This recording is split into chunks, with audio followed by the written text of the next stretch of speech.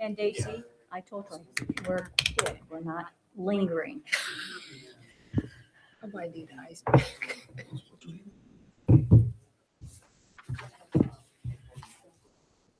Has anybody received a You just know. This I hit right here, like right there. Text her. I was putting on my sweater, walking fast, trying to get my coffee and the rest of my stuff. I can't even remember what I hit it on. I hit it hard. It hurt so bad. She's doing okay. We got a little.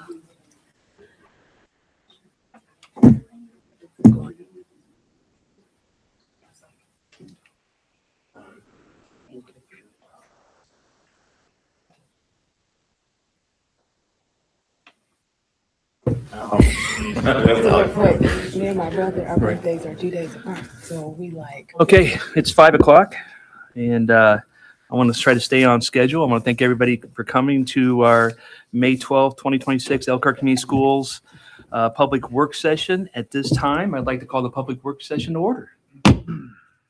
And first to present is title.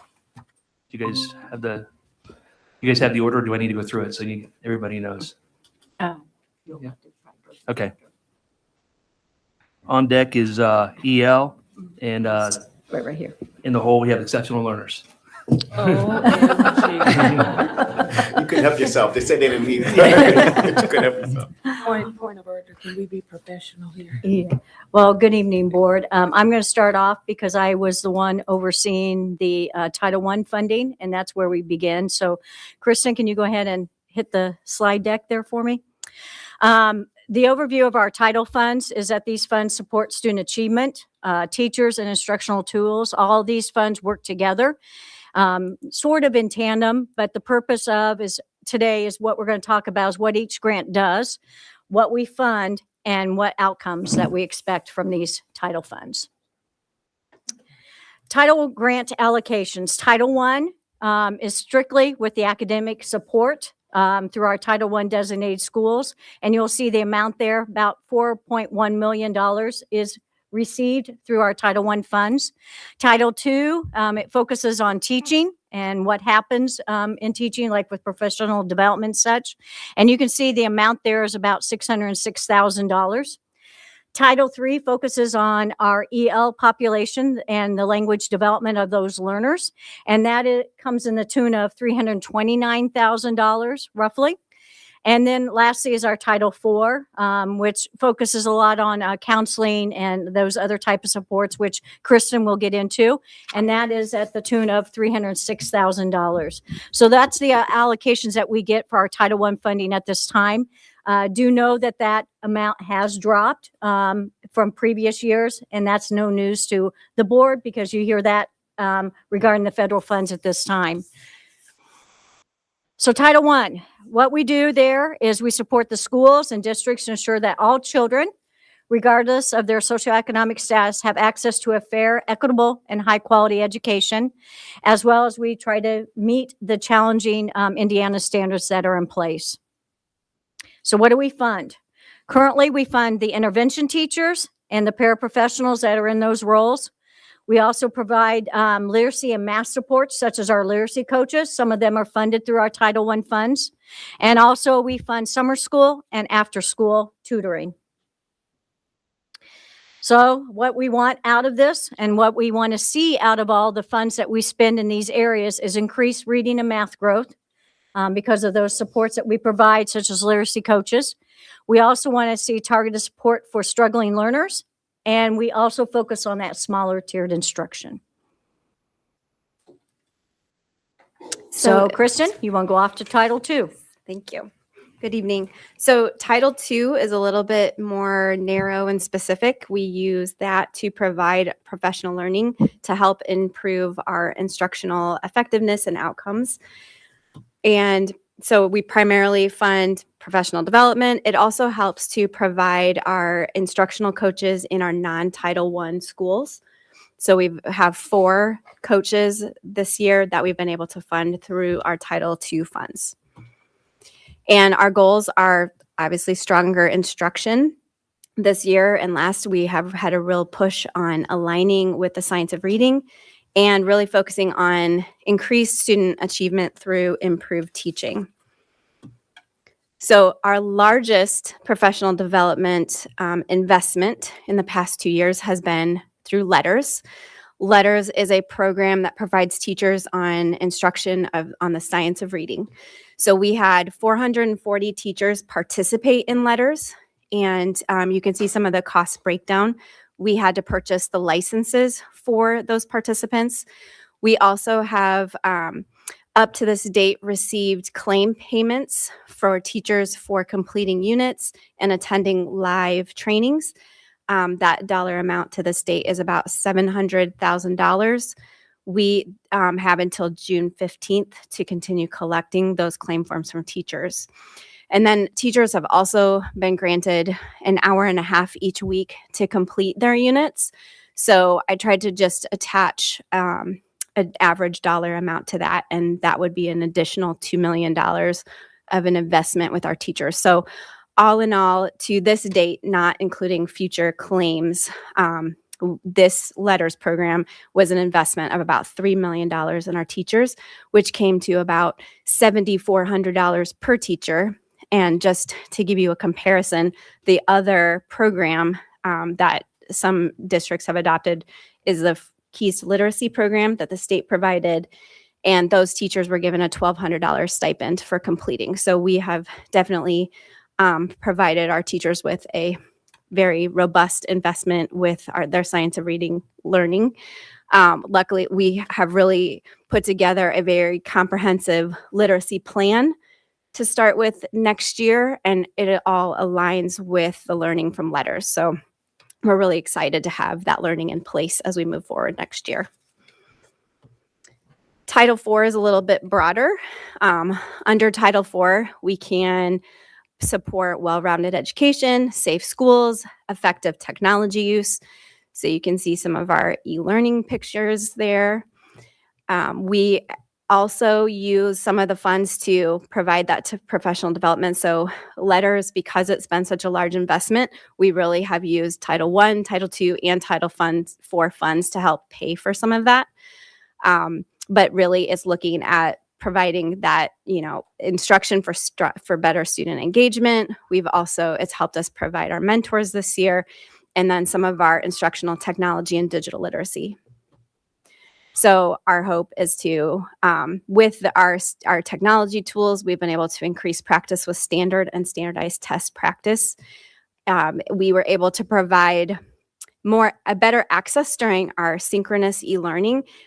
With the enhancement of Google Meet, we were able to provide small group instruction and maintain that learning environment even on synchronous learning days.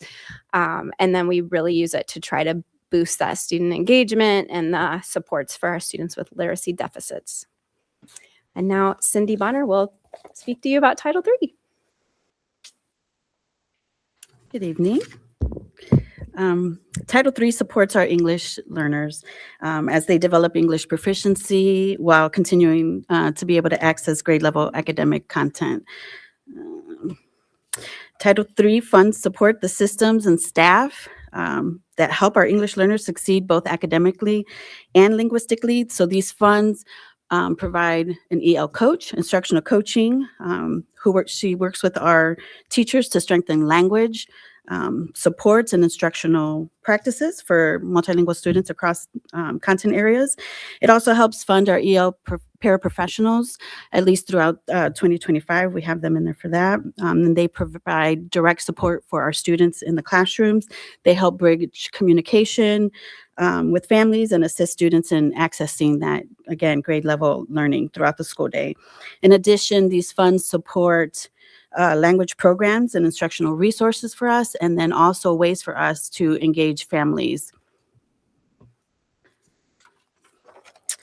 The impact includes growth in English proficiency. Obviously, that is the goal, and also stronger access to grade level content, and then hopefully that long-term success of graduation and even beyond. So the funding is critical as our English language learner population continues to grow. As we conclude, you see these are all together, and you see the lion that represents our student there. I want to emphasize that the use of these federal funds are both intentional and very strategic. They directly support students, strengthen staff capacity, and provide resources that help accelerate student outcomes across our district. These grants are not supplemental in the sense of being extra. They are essential components of the systems and supports that help our students grow academically, linguistically, and socially. So thank you for your continued support of our students and staff and programs. Any questions? Got a quick question. I know it's very intentional, and you know, I think you do a great job with the funds. I think the total funds, doing quick math, is about $5.4 million. And as an example, letters is about 3.2 of that. So it's a good chunk of that. My question is, how is the growth measured? And then what time frame are you looking to see that growth and to measure it to see the value that or the return on that investment? The growth that we are looking at is, of course, the I Learn and I Read growth, as well as when I'm looking at Title III, the WIDA, Okay. how our kids are doing. So they should have a direct impact on those assessments. And if they're not, then we are not putting our money in the right places. And are you guys expecting to see that in Troy, can you yes. speak into the mic a year little bit more? turnaround? Yes. Okay. Sorry, Troy, Casey. can you speak into the mic? And my question was the timing of when to see that. I said, are you expecting to see that in a year annually? And the answer was Yes. yes. That's all the questions I have. Thank you.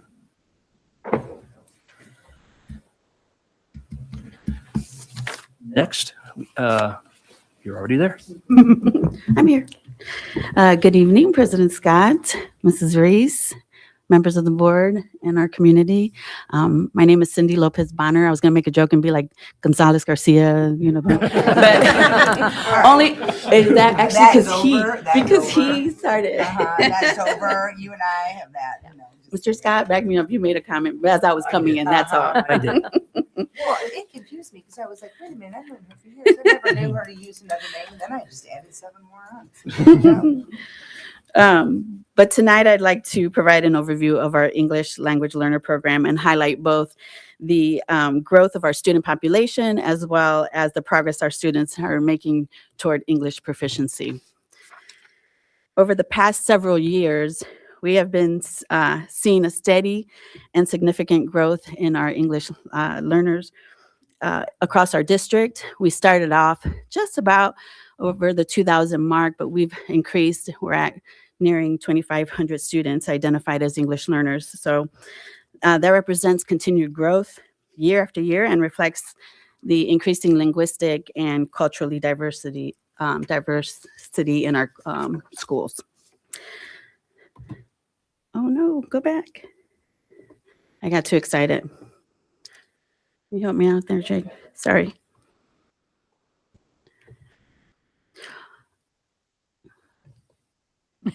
To the data. There you go. There you go. I'm not sure why that one keeps moving, but it does. Okay, so our English learners, I'm really excited about this slide. Our English learners continue to demonstrate encouraging growth across multiple measures. As you see there, we saw a 13% increase in students demonstrating at least 0.5 growth on the WIDA access assessment. I know, Mr. Scott, you were asking about, are we seeing that growth? We definitely are. This is reflecting progress in English language development and movement toward proficiency, which is what we want to see. We also experienced a 16.3% increase in English learners. I know it's kind of blacked right there, passing IREAD 3. And again, that's highlighting very important growth in early literacy skills that impact targeted instructional supports. So on iLearn, we experienced a 2.5% increase in proficiency rates, again, among English learners. Now, while that might appear modest at first glance, it's important to recognize that the significance of finally breaking beyond, you see like that 6-8 pattern.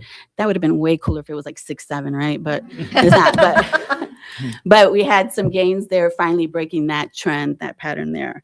And then one of the most exciting gains was on the SAT, where English learners demonstrated a substantial 5.9% increase, reflecting stronger college readiness and career readiness.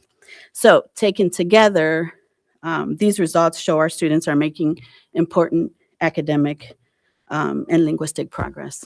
So we're excited about that.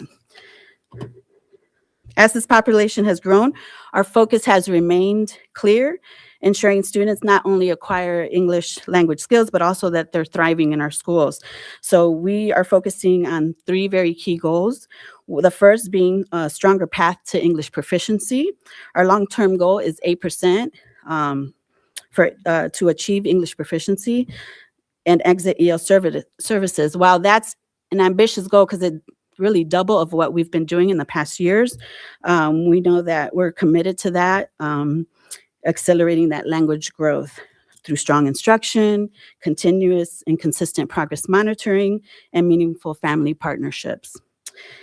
Second, we focus on instructional practices that support language development, again, across the classrooms where our coaches are going in and helping teachers and kind of planning and working in the PLC. And then finally, family engagement and communication so that families are true partners with us in this learning process. One of the most meaningful ways that we've supported family engagement has been through our family literacy nights. As you can see there, we had one at Daly Elementary, at Roosevelt Elementary, and then we were also at Beardsley just last week. So these events create opportunities for families to engage in literacy activities together, connect with us, connect with staff, and better understand how to support language development at home.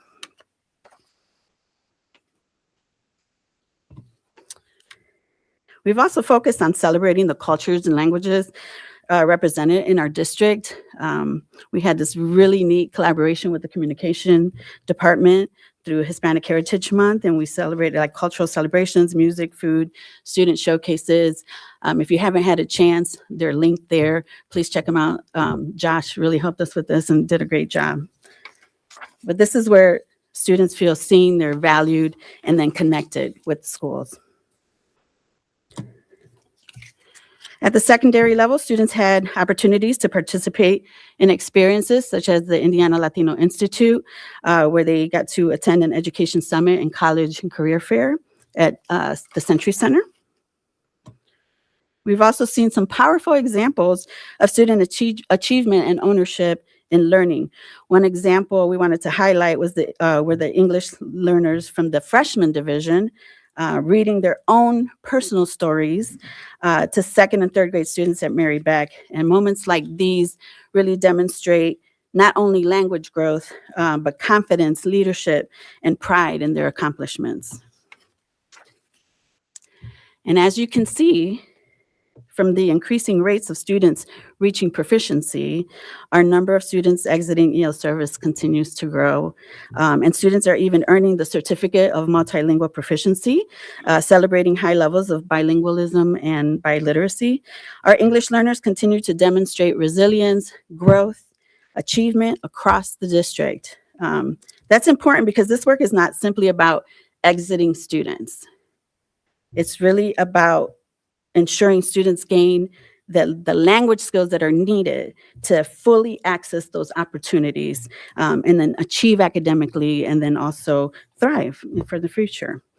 So through strong instruction, targeted supports, and meaningful family engagement, we are building systems that are helping multilingual learners thrive. We're proud of the progress being made, have an amazing team that are here tonight. We're grateful for the dedication of our staff and families and excited about the direction that we're headed in as more and more students achieve English proficiency. Any questions? Thank you. Thank you. Thanks. Next, we have exceptional learners.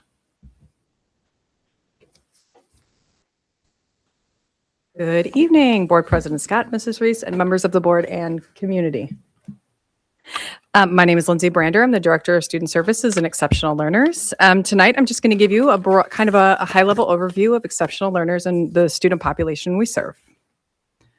So we have 2,087 students with disabilities in our school corporation. Most of our students receive their services, their support services in a regular classroom setting. Some of our students, about 5%, require more individualized services and a specialized curriculum. Our department goals for this year were to develop and implement a comprehensive training plan to ensure compliance in writing individual education plans. I'll mention it in a second, but special education is really bound up by law, the Individuals with Disabilities in Education Act. And so it is very important that we are writing compliant IEPs, not only for the legality of it, but also because they are best practice for supporting students with disabilities. The Indiana Department of Education was very gracious to switch a program on us this year. And so the program that we wrote our IEPs in, or our individual education plans, with every student with a disability has to have one of those. They completely changed the system and it was all new. So we took this opportunity this year to train staff on, as we're training them to write each section within the new system, we were training them on how to write legally compliant IEPs as well. We've also worked to improve Tier 3 behavioral interventions. So this would be individualized supports for student behavior for students, resulting in a decrease in disruptive behaviors and out-of-school suspensions for students with disabilities. We worked really hard with this. It can be very challenging. Often managing student behavior is a lot about adult behavior.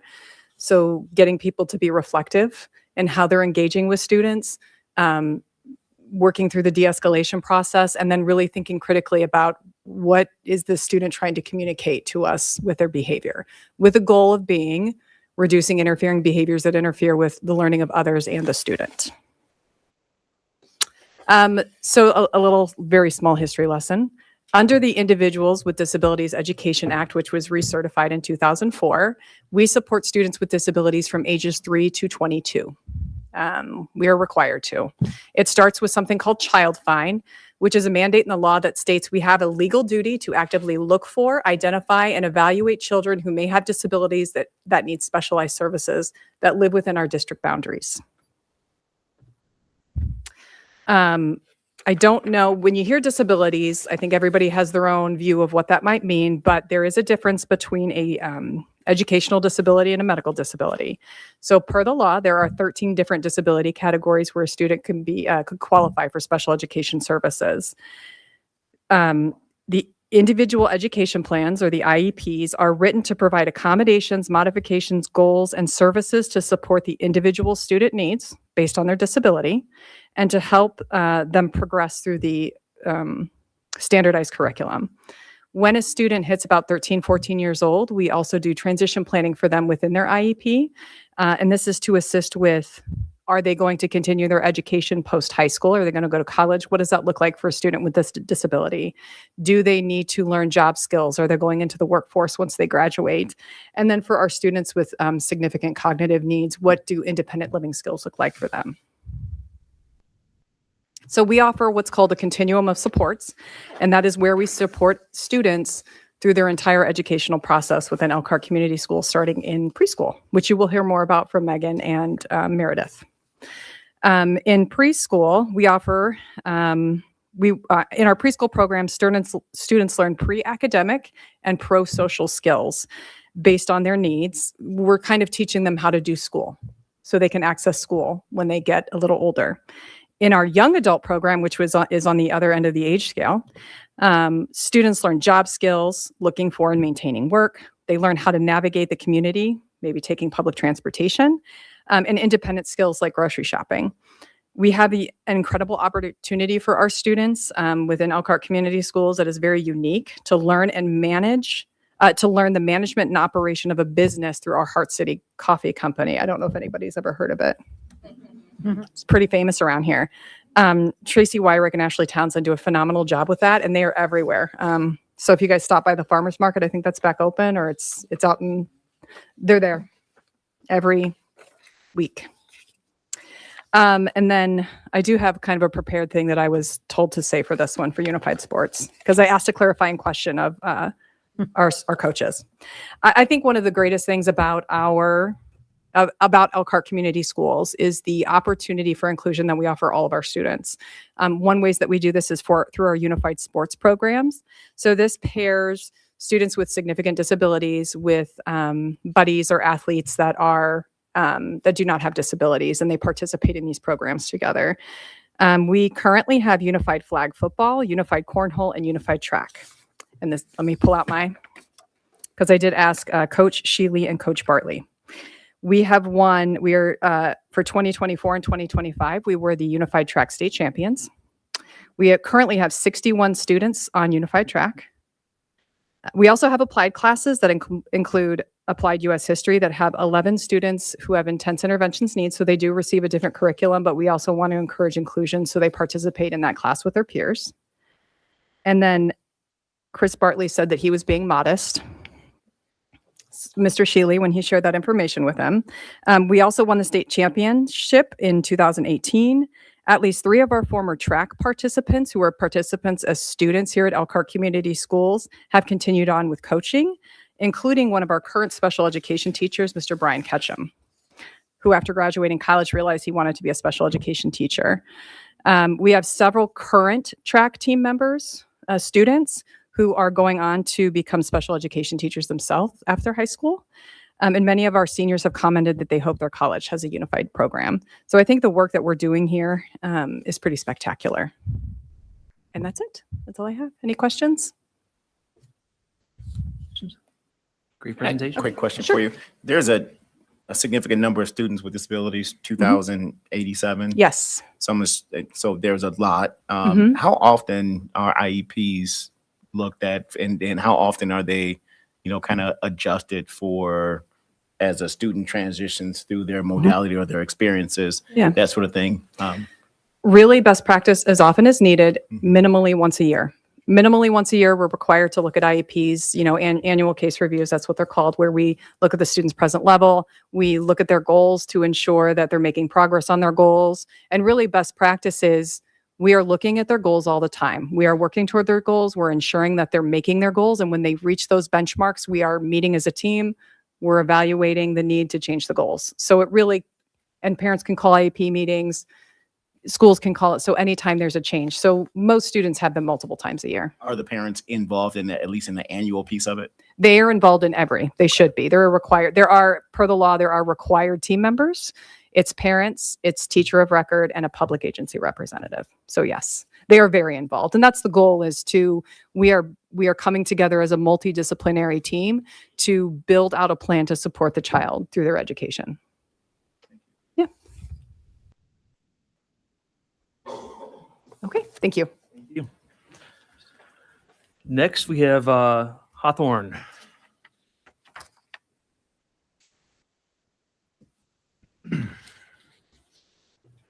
Good evening.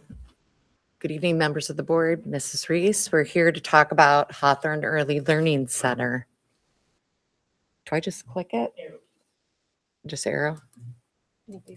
Oh, okay. Thank you. At the beginning of this year, we decided at Hawthorne Early Learning Center to come up with a vision statement. We combined all of our thoughts and goals and put them into 4 bulleted pieces: support our community, provide a nurturing and inclusive environment, build a strong educational foundation for children and families, and honor unique strengths, needs, and backgrounds. This is the district's early childhood framework, 25-26. We've been doing this for 4 years. If you look at the table, you can see that we have 4 PACE classrooms. At Hawthorne, we have multiple sites in the community that we also service with SLPs and teachers. We have a PACE PALS, which is speech and language, that are 3 classrooms that happen 1 time a week. We have 4 Title I general ed pre-K classrooms, and we have 4 Head Start classrooms. Combined together, we have 420 students, and there are 4 additional Head Start classrooms at other sites. Next year, we'll be combining them together, and we'll have around 350 at our new site. What makes this framework beneficial? In the past, we used to have our early learning sites all over the district, but now we have them together so we can sort of modify and make a cookie cutter kind of approach to the educational needs of the students. So I'm going to give you a couple of examples. If a student is attending Head Start for 2 years, we can have them attend Head Start, but the next year maybe they need more rigor or a different kind of curriculum, we can move them into the Title I program. So not only are they experiencing Head Start for 2 years, they're experiencing Title I, which is a different kind of format. This year we have students in the PACE program that maybe have been in the program 2 to 3 years and they need a little more of a challenge or they need to get ready for kindergarten. So we move them into the Title I program and they get more rigorous activities and they get to be able to be more prepared for kindergarten being in the general ed program. Another example is just sort of a hybrid approach. We have a student right now that's attending PACE half the day and Title I half the day. So we're seriously making it an individualized program for each student. And we wouldn't be able to do that if they were spread out to different buildings. Looking at the staffing, there are 4 general ed preschools teachers in Title I, 4 paraprofessionals, 1 Title I PACE education teacher that goes between the classrooms, 1 special education para that's part-time, a librarian, a Title I secretary, and a shared translator that works between PACE and Title I. The Head Start staff has a district liaison, myself, and then you can read through what they also have. Next year, you'll times that by 2 at the new site. Okay, diving into Indiana iSprout. iSprout is the standardized test for preschoolers ages 3 to 5 in special ed programs. If you look to the left, the grading scales from A all the way to level 5. A is beginning stage. Level 5 is end of kindergarten. So what we want to see amongst the students is level 3 and 4 by the end of pre-K. If you look at the social foundations of iSprout, you can see that there is the beginning of the year and middle of the year data. We are testing on 6 domains tonight. I'm just going to highlight 3 of them. Social foundations refers to how they interact with peers, how they respond to outside stimuli, if they feel uncomfortable around loud noises. There's what they call SKBs. So there's a rating scale based on the A through 5 where you place the child in the iSprout score. We use iSprout for special ed differently than we do Title I. iSprout for PACE is to help guide IEPs and progress goals and outcomes. It's given over the whole timeline of the child being there. There's not set windows for iSprout for PACE. However, iSprout for Title I, you can set windows and then gather group data. So if you look to the right, the social foundations domain, if you look at the beginning of the year, they're further down, A through D. But as you look at middle of the year, they're going towards the goal of 3 and 4, which is the end of preschool, beginning of kindergarten. If you look at language and literacy, that's another domain. That's more foundational skills, academic skills. And as you can see at the beginning of the year, they were more at the A through D level. But as you go on from middle of the year, you can see the change and how there's even some that are at the end of kindergarten at level 5. Same with mathematical. You see them on level blue at the beginning of the year. They're at the ACD level. As they get more experience throughout the year, the middle of the year, they're at the gold level near 3, 4, and 5. So they're growing as they go. We see growth, and that's exactly what we want to see with the iSprout data. We'll do end of the year. We're doing that right now, so that will be added onto the graph, the table graph. To wrap it up, some of the stuff that Title I does, Megan's going to talk more about PACE and deep dive into that. Title I is we're always bringing members of the community in. We just are doing the career unit of Tools of the Mind. So there's the fire station came to visit, same with the police officers. And there's a camping thing going on. So they're fishing at centers and building tents and pretending to roast marshmallows with their fellow students. Do you have any questions for me? about preschool Title I, PACE.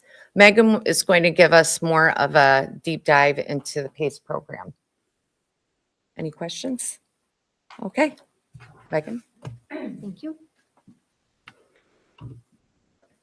Good evening, President Scott, members of the board, Mrs. Reese, and community members. My name is Megan Anagnos, and I am the coordinator of preschool special education.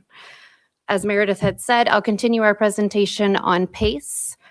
PACE is our developmental preschool, and it stands for Preschool Assisting Children's Education. I'll go ahead and let you guys kind of read over all of the staff that we do have at PACE.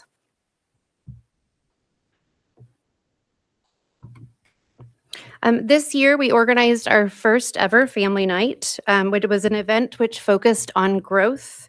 We had 4 different groups of parents, or we organized them into 4 different groups, and then we had them go around the school and go to 4 different stations. And they were different functional stations that were supporting students and families both at home and in school.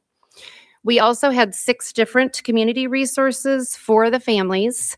And then each of the children that were there were able to get they were able to pick out a free library book from the book bus that came from the Elkhart Public Library. We had 138 RSVPs with 36 different families. And of those, 27 families attended, making just over 100 people at our family night. Something unique to PACE is our sensory-friendly haircut days.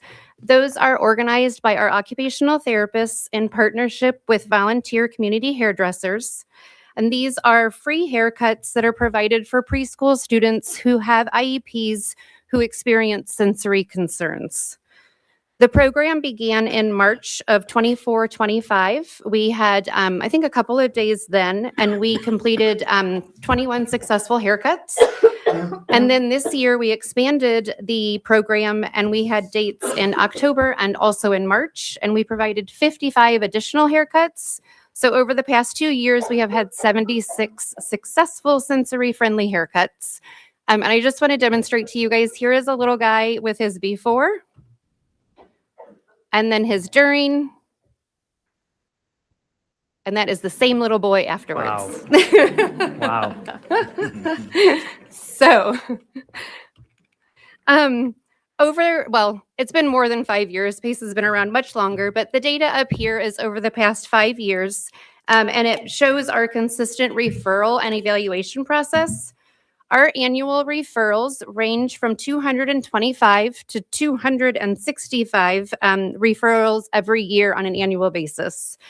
And about 84 to 86% of those referrals result in evaluations.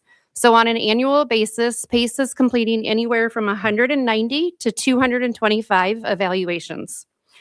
Those referrals come from multiple sources, including First Steps, parent referrals, doctor referrals, community screenings, and move-ins. The evaluations include both speech and language evaluations and also our multidisciplinary team.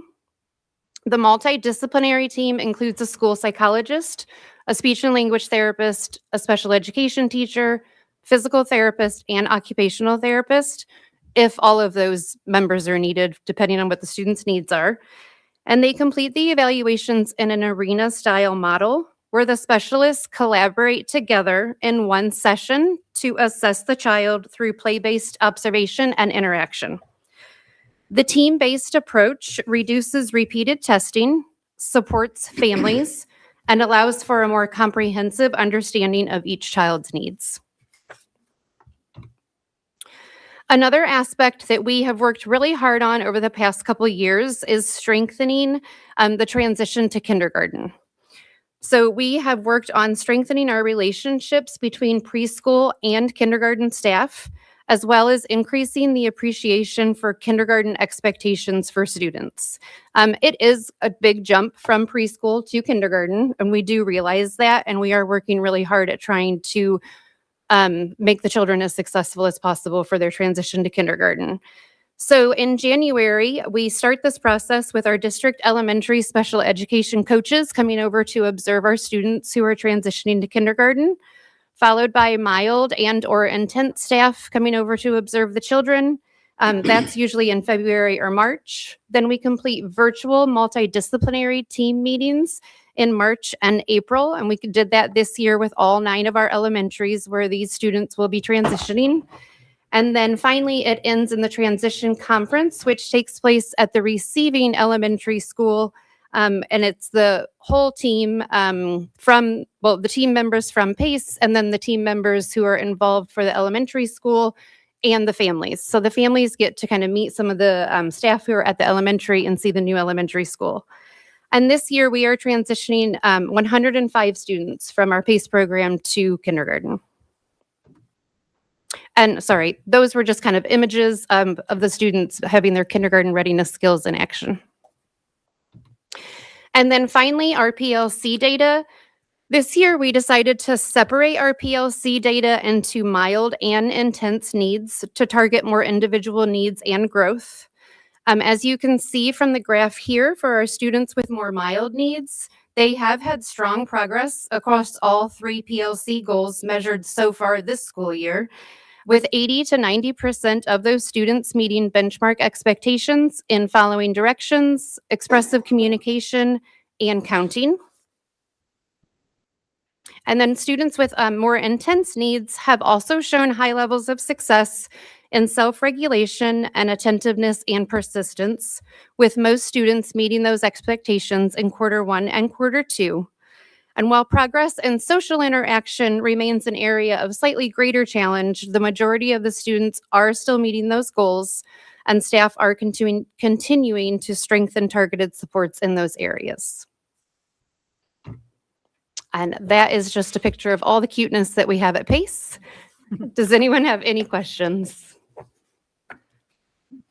One comment I made is I saw the picture where it said teaching appropriate movement throughout the schools. I was wondering maybe you could do that at our middle schools, just as a little refresher, Yeah, right, yeah. when they transition into middle school. Exactly. Thank you. Questions? Thank you. Thanks. All right, next, Roosevelt.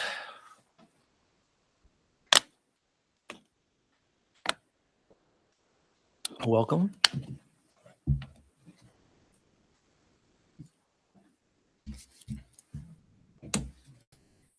Just hit the arrow to go to the next slide. Okay. Good evening, President Scott, Mrs. Reese, board members, and community. I'm Shannon Stanley, the interim principal at Roosevelt STEAM Academy, and I'm joined by Clyde Riley, our assistant principal. We're grateful to be here, and thank you for the opportunity to share the story of Roosevelt.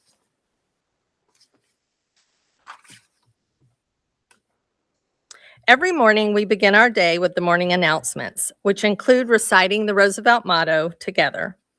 Our motto reminds students of their value, their potential, and the importance of the work they do each day. These next few slides will share our academic data. We will begin with Acadians. Our end of the year data in Acadians shows encouraging growth. This chart highlights the growth we saw across our primary grade levels.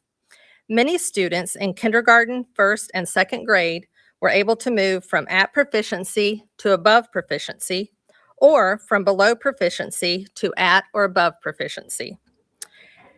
This progress reflects strong collaboration between our K-2 teachers and our literacy coach. Teachers have worked very hard to implement instructional strategies learned in letters training, and they have also been progress monitoring students every 2 weeks and provided targeted interventions to ensure students are receiving the support they need to continue improving.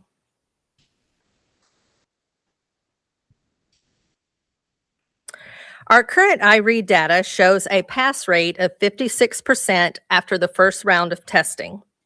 Last year, our final pass rate was 76%, which was a reflection of proficiency after summer school interventions and 3 rounds of testing.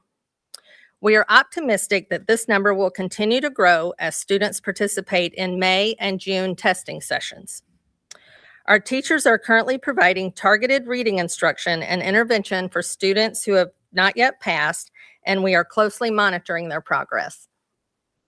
Our goal is to meet or exceed last year's results and continue working toward our goal of an 80% pass rate.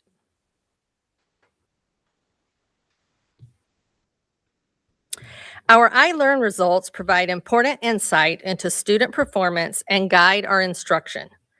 The graph you see showcases the data from the 24-25 school year. We are looking forward to seeing our data for this year.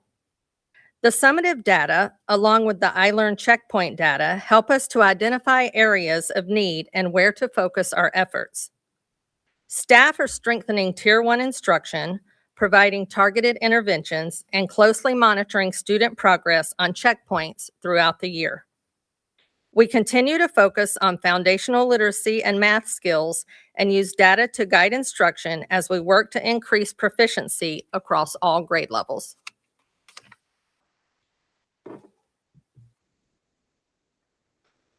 Our WIDA data shows encouraging progress for our English learners. In the 24-25 school year, 80% of our EL students demonstrated measurable growth in their English language development. And our current preliminary data shows students continuing to build their language skills. Based on the data, we focused additional support in our upper grade levels where gaps were identified. Teachers have been collaborating weekly with the EL district team during our PLC time. They have been receiving professional development to strengthen daily instruction, and we have hosted family literacy nights to support language development at home. These targeted supports are helping us continue moving our EL students towards proficiency.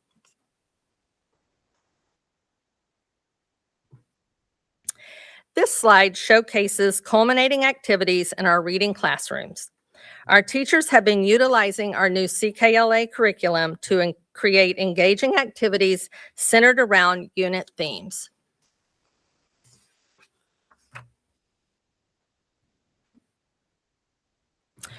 Our attendance rate continues to trend upwards, reflecting the strong efforts of both staff and students.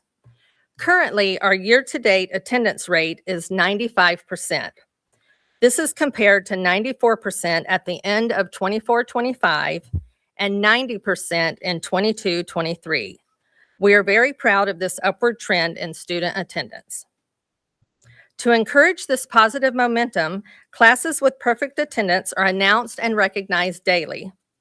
Quarterly attendance incentives also provide additional motivation and recognition for students who are maintaining strong attendance habits. This picture shows the school's attendance bulletin board, where attendance data is displayed weekly so staff and students can easily track progress and celebrate improvements.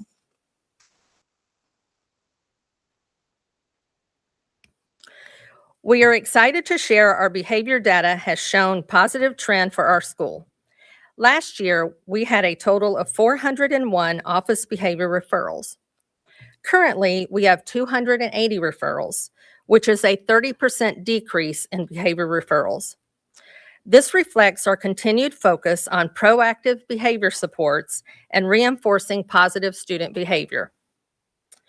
We use several school-wide strategies to support this work, including Pride Bucks, classroom incentives, and school-wide recognitions such as the Positive Pink Slip, the Golden Spatula Award, and quarterly incentives for students with no office referrals.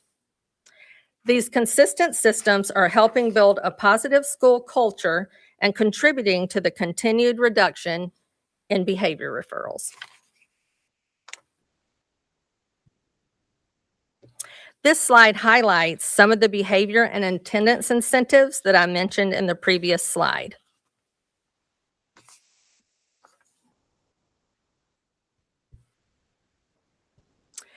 Roosevelt's full-service community school grant, after-school programming, has proven to have a positive impact on our student learning.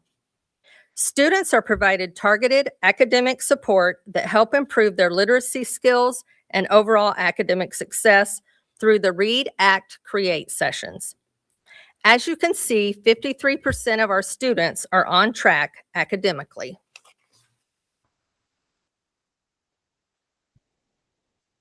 In addition to the positive academic impacts, after-school programming helps promote strong attendance, positive behavior, and meaningful community connections.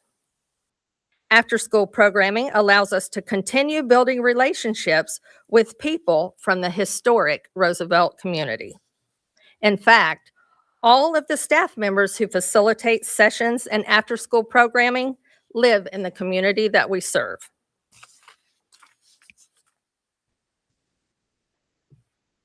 And these pictures highlight the academic supports provided through the after-school programming. If you'll notice, we have 20 minutes designated for reading, 20 minutes designated for writing, and then 20 minutes where they share what they've created. So if we break that down into support through our WIDA domain, that covers all 4 domains in the WIDA assessment. And we also have after-school tutoring for homework help. Thank you for this opportunity to highlight a few things that are happening at Roosevelt. And do you have any questions? No? I just want to commend Shannon and Clyde. They stepped in when we had the departure of our past principal, and they did it with grace. And I just can't even come up with the words, grace and willingness to just put their feet. Oh, golly, I can't even talk tonight. I am very sorry. Shannon, I'm really messing this up. I apologize. You put both feet forward, and you did it well. These 2 have done an outstanding job this year, and I wanted to thank them both. Thank you. It's been a privilege. Thank you. Have a good night. Last, we have Oslo.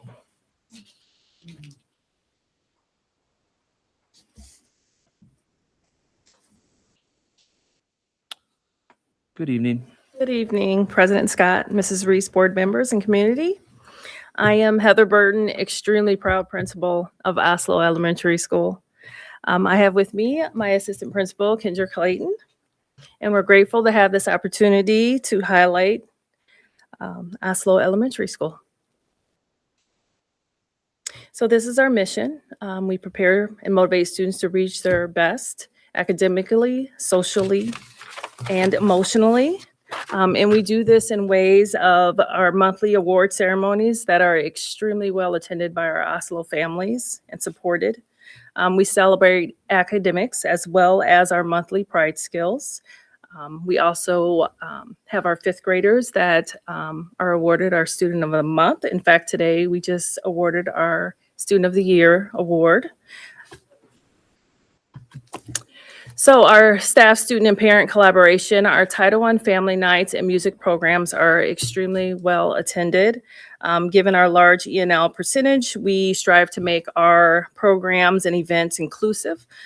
We had a Hispanic Heritage Month celebration that was extremely well attended. Our music programs are standing rooms only and are highly anticipated by our school community, which we are extremely proud of. Our staff and students, we make sure we celebrate our students and give them the opportunities to show pride of being a Bobcat. So we do have our Spirit Weeks. Given that Oslo is part of the consolidation plan, I am extremely proud of our community and staff, students for maintaining high morale during this time. They are resilient and they are extremely excited about the future. So I commend our staff and students for getting our students excited of what's to come. Our merging with Pinewood has been a positive experience. We did visit Pinewood and took our students over, and it was a wonderful experience. While they have expressed their sorrow for the consolidation, they are enthusiastic to continue their educational journey with their friends and many of our staff members. And I have to give our hats off to our staff who really have encouraged and made them absolutely excited, and Pinewood bringing us in, and it was wonderful. So they're extremely excited.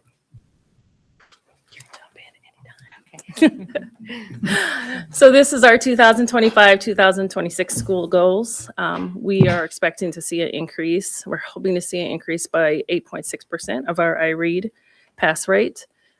We're hoping to see a 8% increase in our ELA and a 6.8% increase in math proficiency. I can't talk now. I apologize. It's just been a long day.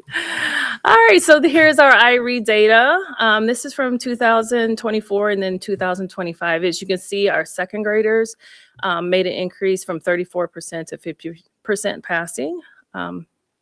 So that was a 16% increase. Our third grade went from a 68.2% to 76.4%. We were hoping for our 80%, but we got really close, and we're excited for this year's results. All right. Our iLearn ELA and math.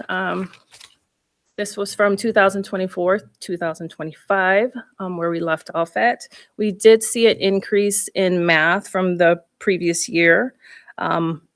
So as identified it by our guiding coalition, we're hoping to increase by the 8% and 6.8%. We did have a WIDA slide that we were very excited about our information, but we need to keep that to ourselves right now. But we are seeing some extremely positive results from our previous year that we are extremely excited about. So we're seeing that growth there. Student attendance. So this is a percentage of students with at least a 94% attendance rate. As you can see, and across those subgroups, we have seen increases in all of those areas. Okay, so our action plan that we have been working for in this school year, we have been a huge focus on improving our Tier 1 instruction. Consistent implementation of our Tier 2 and Tier 3 supports, fully supporting district curriculum and expectations. So today, actually, we shared out the district's vision for instructional alignment, and we felt validated that we have been doing that at Oslo. While it's difficult to shift curriculum, our staff has been held accountable. They have done a wonderful job keeping up with those district expectations. So just to provide some consistency from this year going into next year with those expectations. Our final farewell is Thursday, May 14th from 5 to 7 p.m. Community turnout. We've had a lot of phone calls and expressed interest in joining us. So we hope to see some of you there. And of course, once a Bobcat, always a Bobcat. And we will hold that in our hearts. And we're just extremely positive about our merge with Pinewood. So do you have any questions? I just like to say that regarding the merger, and I know it's an emotional time for you guys, and I'm thrilled to hear that the students and the staff and the teachers are all staying positive and engaged. But I think I'd be remiss if I didn't acknowledge what I feel, and I think everybody would agree with me, the causal connection to that. And it starts with leadership, and it starts with you guys. And so I want to say thank you for staying positive with that, and that positivity flowing throughout your staff, your teachers, and students. Like I said, I know it's an emotional time. It's a hard time, but thank you for your professionalism and passing that along. And I too am looking forward to the future. You have a great staff, and you got great students there. And you said they're resilient, and they're going to do great. So They'll be fine. So thank you for We'll your be fine. leadership in that respect. Yes, thank you. I appreciate it. And President Scott, I couldn't say it any better. I probably mince my words and flub them up again, but these two have been resilient in that and very positive. And that is why we're seeing what we're seeing at Oslo. So hats off to the two of you, and thank you for all that you do. You do know that I appreciate you and all that you've been doing this year, because it has been difficult. And we will definitely see you there Thursday night. Thank you. Thank you. Okay, with 2 minutes to spare, That will end our public work session. We'll reconvene, say in 5 for our board meeting. Thank you.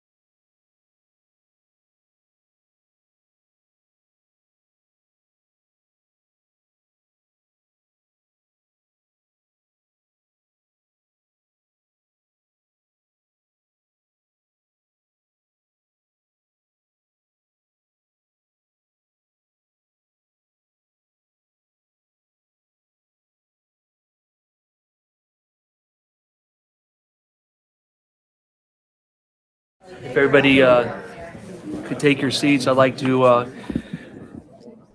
get the, is my mic on? Thank you for all coming out to the May 12th, 2026 Elkhart Community School board meeting. At this time, I'd like to call the board meeting to order. And if you'd please rise for the Pledge of Allegiance.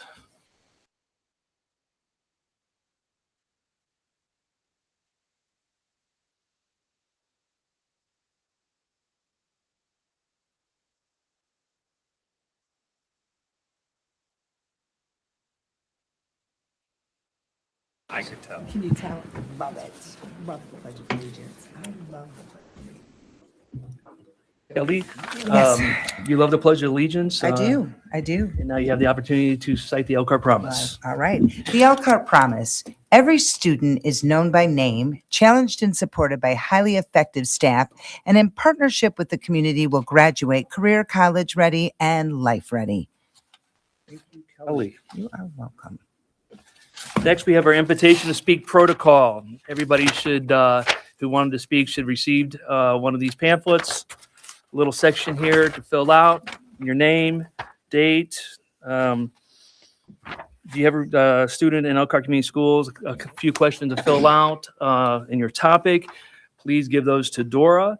When your name is called, please step to the microphone. You will have 3 minutes to speak on any agenda or non-agenda item during this time. So please announce your name in relationship to Elkhart Community Schools. Because of the Family Rights and Privacy Act, I've got to say this every time, that we will not publicly discuss personnel or personal student issues during this public comment time. So if you have anything that relates to a personnel or a personal student issue, this is not the place to discuss that. We can't interact with you. We can't make comments. And so we find that when a situation is like that, it's not the best place to do that. You should work through, if it's a personnel issue, HR, or a student issue, the teacher and the chain of command through the building principal and so forth. So at this time, Dora.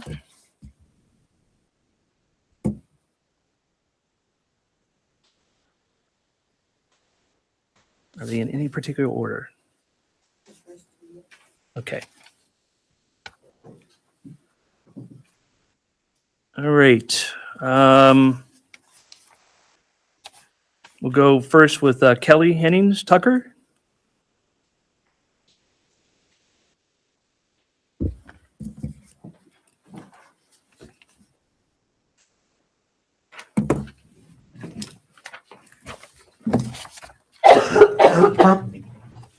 I'm sorry, Dr. Kelly Hennings Tucker.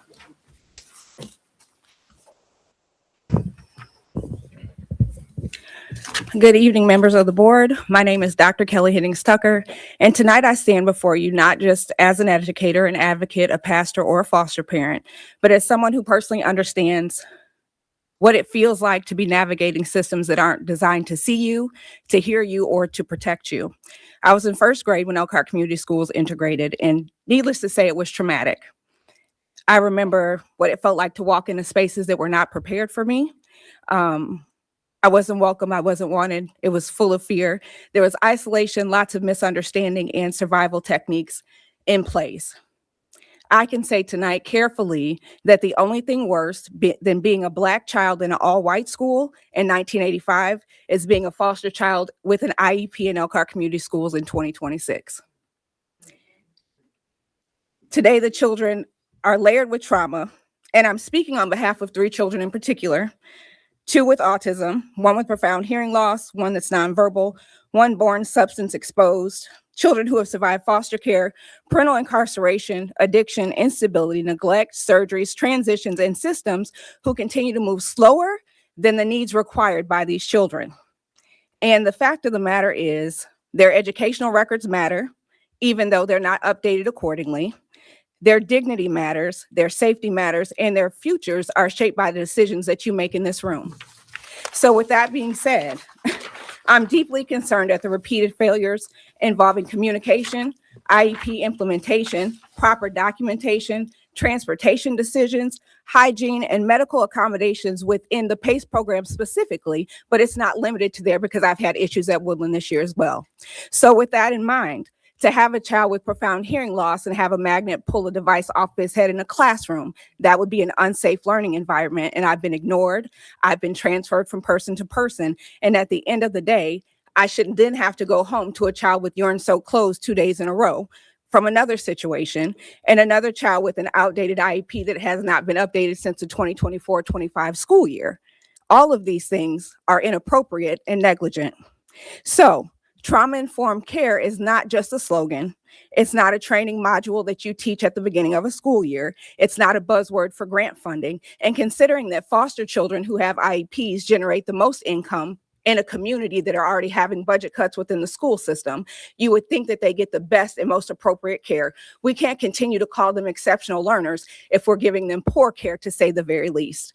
And so with that in mind, you have to understand the frustration of a parent that has to stand in the courtroom, give explanations to CASAs, to caseworkers, to judges, and to bio parents about the treatment of their child. And you don't have a good explanation because the communication from building to building, staff to staff, is not good and it's not sufficient. So please be mindful that there are children who are in need of services, who need us to step up and do a better job. Thank you.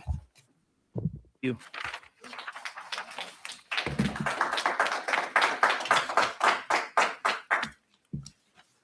Krista Hennings.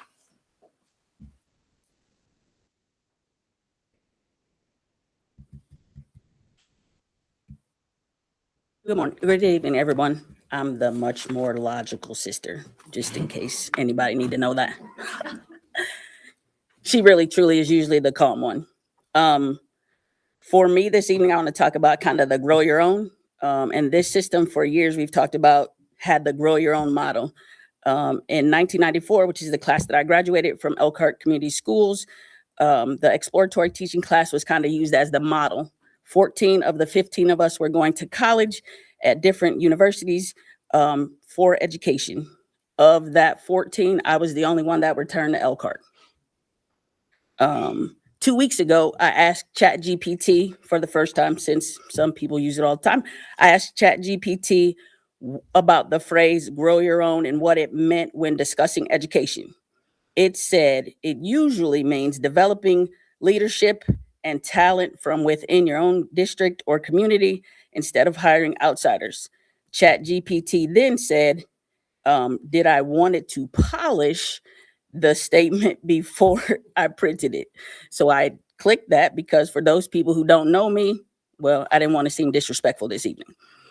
It then said being a leader means grow your own, train your people, bring them through your system, teach them what it is that they need to know to function with you. For me, being a natural leader, no matter where I've been, where I'm placed, directly reflects this community and this school system. I'm 50, and the only time that I have not been in Elkhart community is the 5 years that I was in Allen County at IPFW playing basketball. So truly, I am who you produce. During this time, though, for me, it's like we are people who have children in places, whether it's the school, athletics, with choice. People can truly now send their kids wherever they want to send them. How do we regrow our own? As we transition from superintendent to building leader to who's coming into our buildings, whether they migrate from Chicago, Detroit, foreign countries, or even Shipshawana.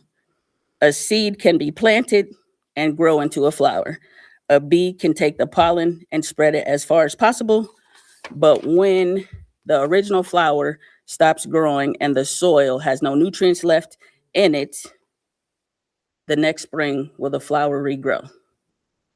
I have a 9th grade student currently with a 3.69 GPA. I also have a son who graduated 2 years ago, who's private first class in the Army currently. Thank you to the ROTC program for the 4 years he spent there. I have adopted other children and taken in many more. Eventually, the rule of 85 will hit, and this flower will be no more for Elkhart Community Schools. Maybe no one will care, maybe some will. As a grandchild of the first Black police officer in Elkhart, these shoulders were built to carry a lot. Every year I try to grow my own and mold them others into be something that Elkhart Community Schools can say is their own and teach them the processes. Sometimes as a minority in the system for over 25 years, you are called on by many in the community for educational answers, whether it's elementary, secondary, athletics, or just how to navigate what a case conference should look like and feel like. Often I find myself defending the system that grew me and hardened by it at the same time. I am for the students, for the community, and for Elkhart Community Schools, but people have to realize that there are lots of things that never get this far out because there's not trust in the community. This year, I have started using my EAP visits because as I had conversations, I felt that loyalty is not honor. I've even had a conversation with a school board member that talked about pity interviews and years of service not really mattering. Sometimes people don't see the face and the face of the system because you haven't proven yourself. As we move forward, less and less Elkhart faces are getting paychecks every 2 weeks that say Elkhart Community Schools, and then those faces won't bring their children to us. And then what? Maybe the faces won't grow. But as you sit here, it's your job to figure out how to help us regrow Elkhart Community Schools. Thank you. Yep.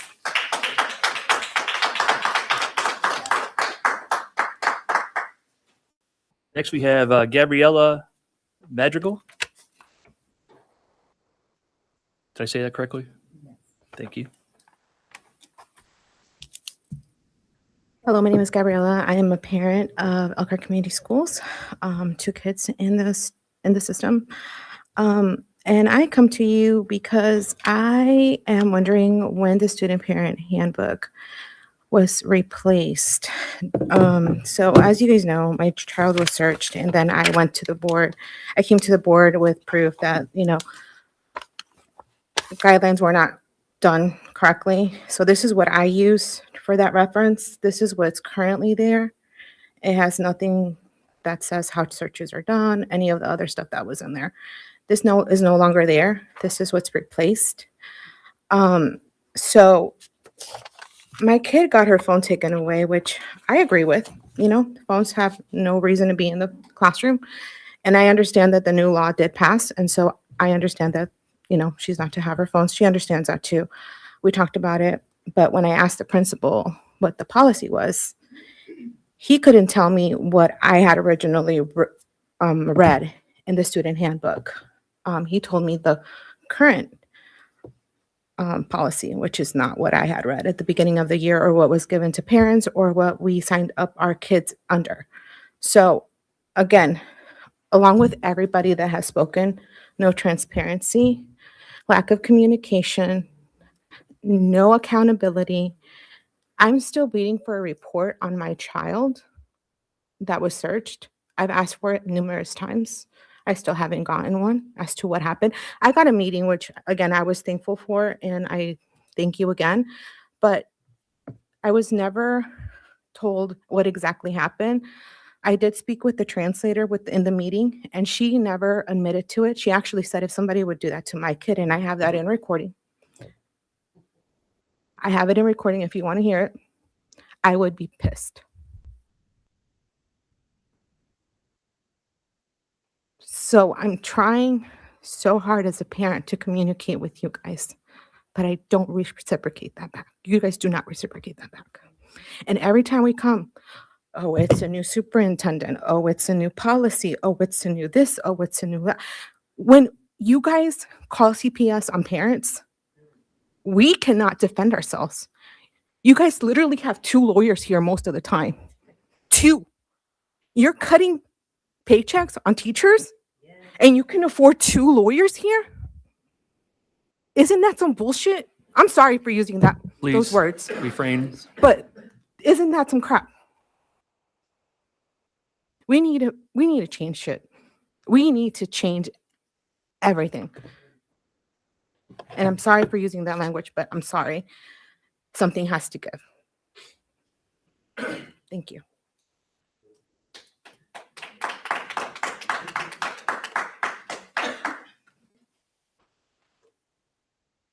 Rachel Van Alsten.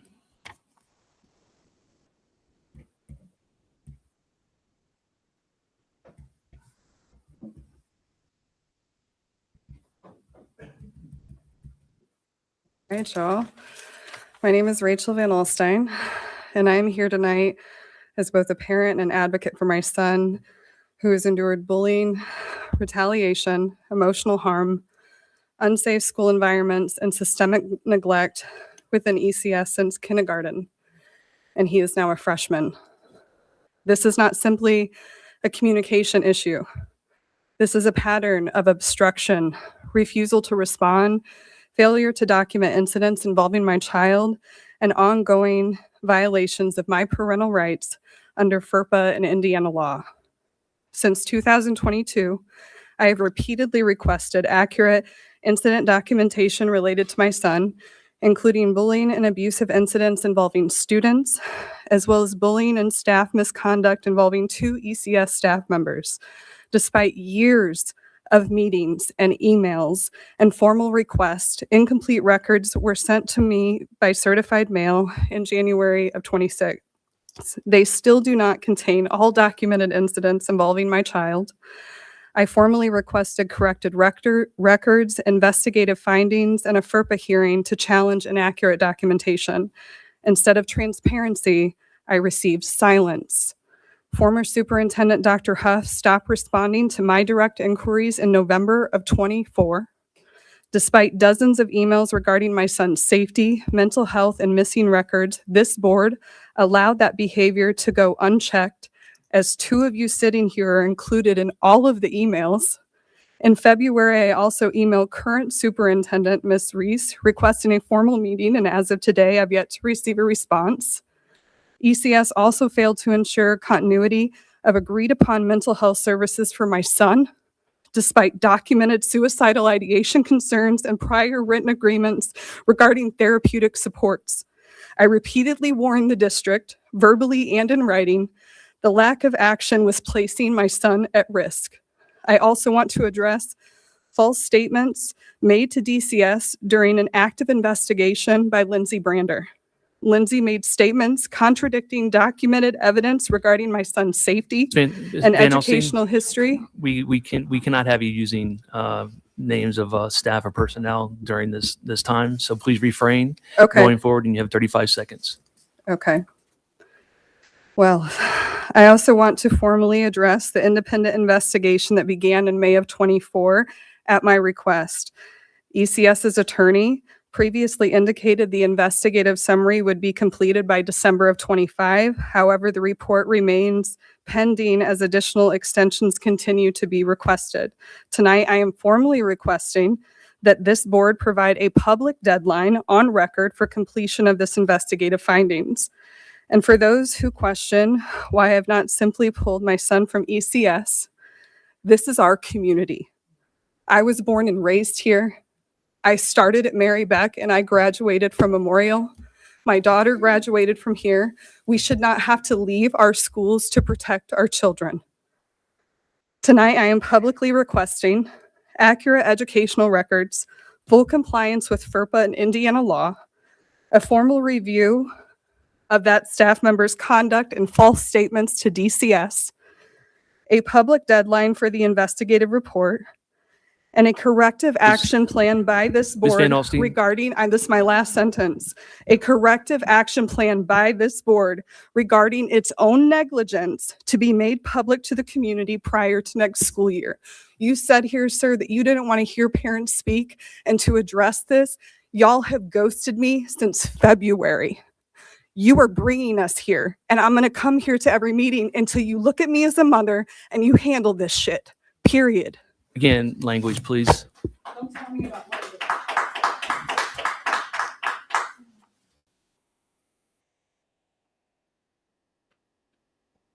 We have Andrea Hardy left. And I don't know if I need to remind you that this, I'm good. thank you. Thank you. Good evening, Elkhart community and members of the board. I know that there is a lot of passion in the room tonight, but it's because we all care about our children and safety and education. I'm here today as a parent, a graduate, an active community member, and an advocate for current Elkhart Community School students. I have been a parent within this district since January 2024. During that time, I have witnessed repeated continuity breakdowns that have affected communication, student support, documentation, and accountability. Both of my children have gaps within their educational records that remain unresolved despite multiple attempts to address them. This has led me to question how student records are being tracked, maintained, and reconciled over time. When concerns are repeatedly lost, fragmented, or left unresolved, parents are left wondering who is ensuring continuity for these children and whether the reported concerns are truly being adequately reviewed. It took nearly 2 years for my oldest son to finally receive an IEP evaluation after repeated requests for support. On the very day of his first case conference, he was suspended under a zero tolerance policy that could not be clearly identified in district policy documents. With no adult witnesses present, his perspective was never meaningfully considered before his educational access was interrupted. My youngest child entered kindergarten at Mary Daly in 2024. Due to repeated communication failures and a lack of support during moments of need, he was ultimately withdrawn from the district. He re-entered the school system at Roosevelt in August 2025, yet many of the same concerns continue despite meetings, evaluations, and ongoing communication attempts.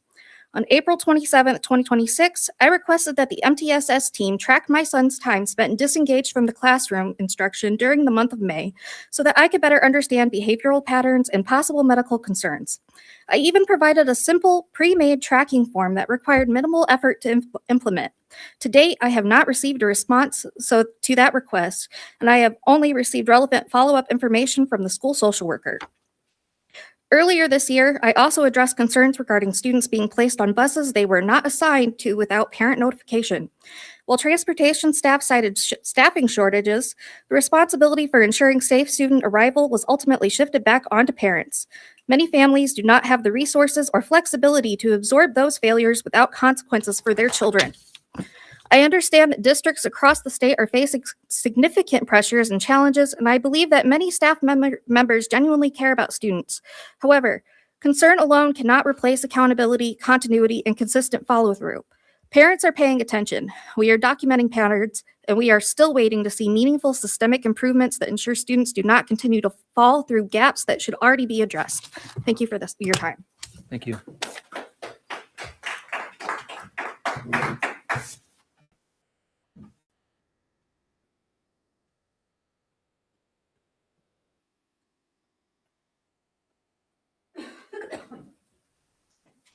Okay, that ends our public comment. Next, we have Moment of Pride. Brendan Scott.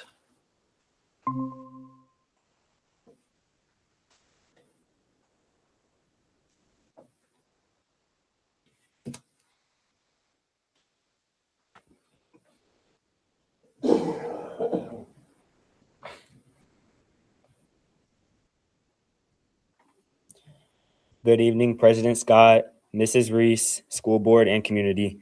My name is Brendan Scott, and I'm proud to share with you this month's Moment of Pride. On April 24th, students elected new officers for student government. We welcome Cameron as president, Abby and Gianna as co-vice presidents, and Bryn Grazzi as secretary, as well as Malia Harris as treasurer. Throughout the last few weeks, the early childhood pathway classes for Mrs. Burkhart have hosted preschool half-day sessions. Students come from faculty members, friends, and family. Guest readers and themed days filled the 3 weeks. In this case, Mr. Schultz read Green Eggs and Ham with all of the voices, then students had the same for the snack. May 2nd was prom at the Century Center, with more than 500 students attending. Congratulations to Prom Queen Madeline and Prom King Lewis. On May 4th, Elkhart High School, Elkhart Freshman Vision, and Elkhart Area Career Center administrators were treated to a breakfast of potatoes, fruit, coffee, juice, and donuts sponsored by the sophomore class. Bring change to mind. Also, on May 4th and additional Mondays, Bring Change to Mind and Student Government provided a table of resources of goodies and support for May's Mental Health Awareness Month. May 4th through 8th is also Teacher Appreciation Week. NHS sponsored appreciation events throughout the week that included delivery of flowers, a coffee bar, gift bags, note cards, and a taco bar on Friday. Transportation also got a treat from the senior class of donuts and coffee. On May 7th, Elkhart High School had more than 70 students participating in graduation ceremonies at Ivy Tech. This year, 42 students earned their AGS diploma and 172 earned their ICC diploma. We have more than 900 students enrolled in Ivy Tech. On May 9th, our orchestra placed 4th in state finals against a highly competitive field. Unfortunately, we couldn't get a picture as it had to be submitted before the picture could be added. But they'll be posted on social media. So now, upcoming events. So there's a lot of athletics. May and June is sectionals, regionals, and state finals. School study awards week of May 18th. Senior awards on May 27th. Last day of school, May 29th, and graduation June 11th. Thank you, guys. Thank you, Brendan.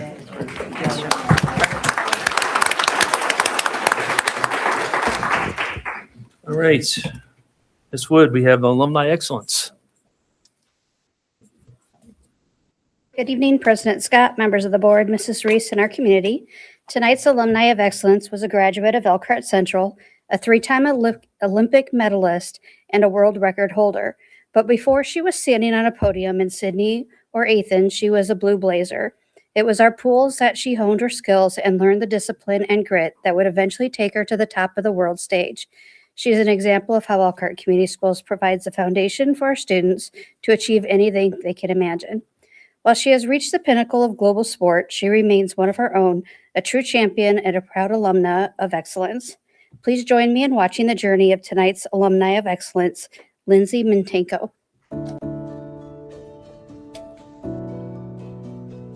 So my name's Lindsay Mintenko.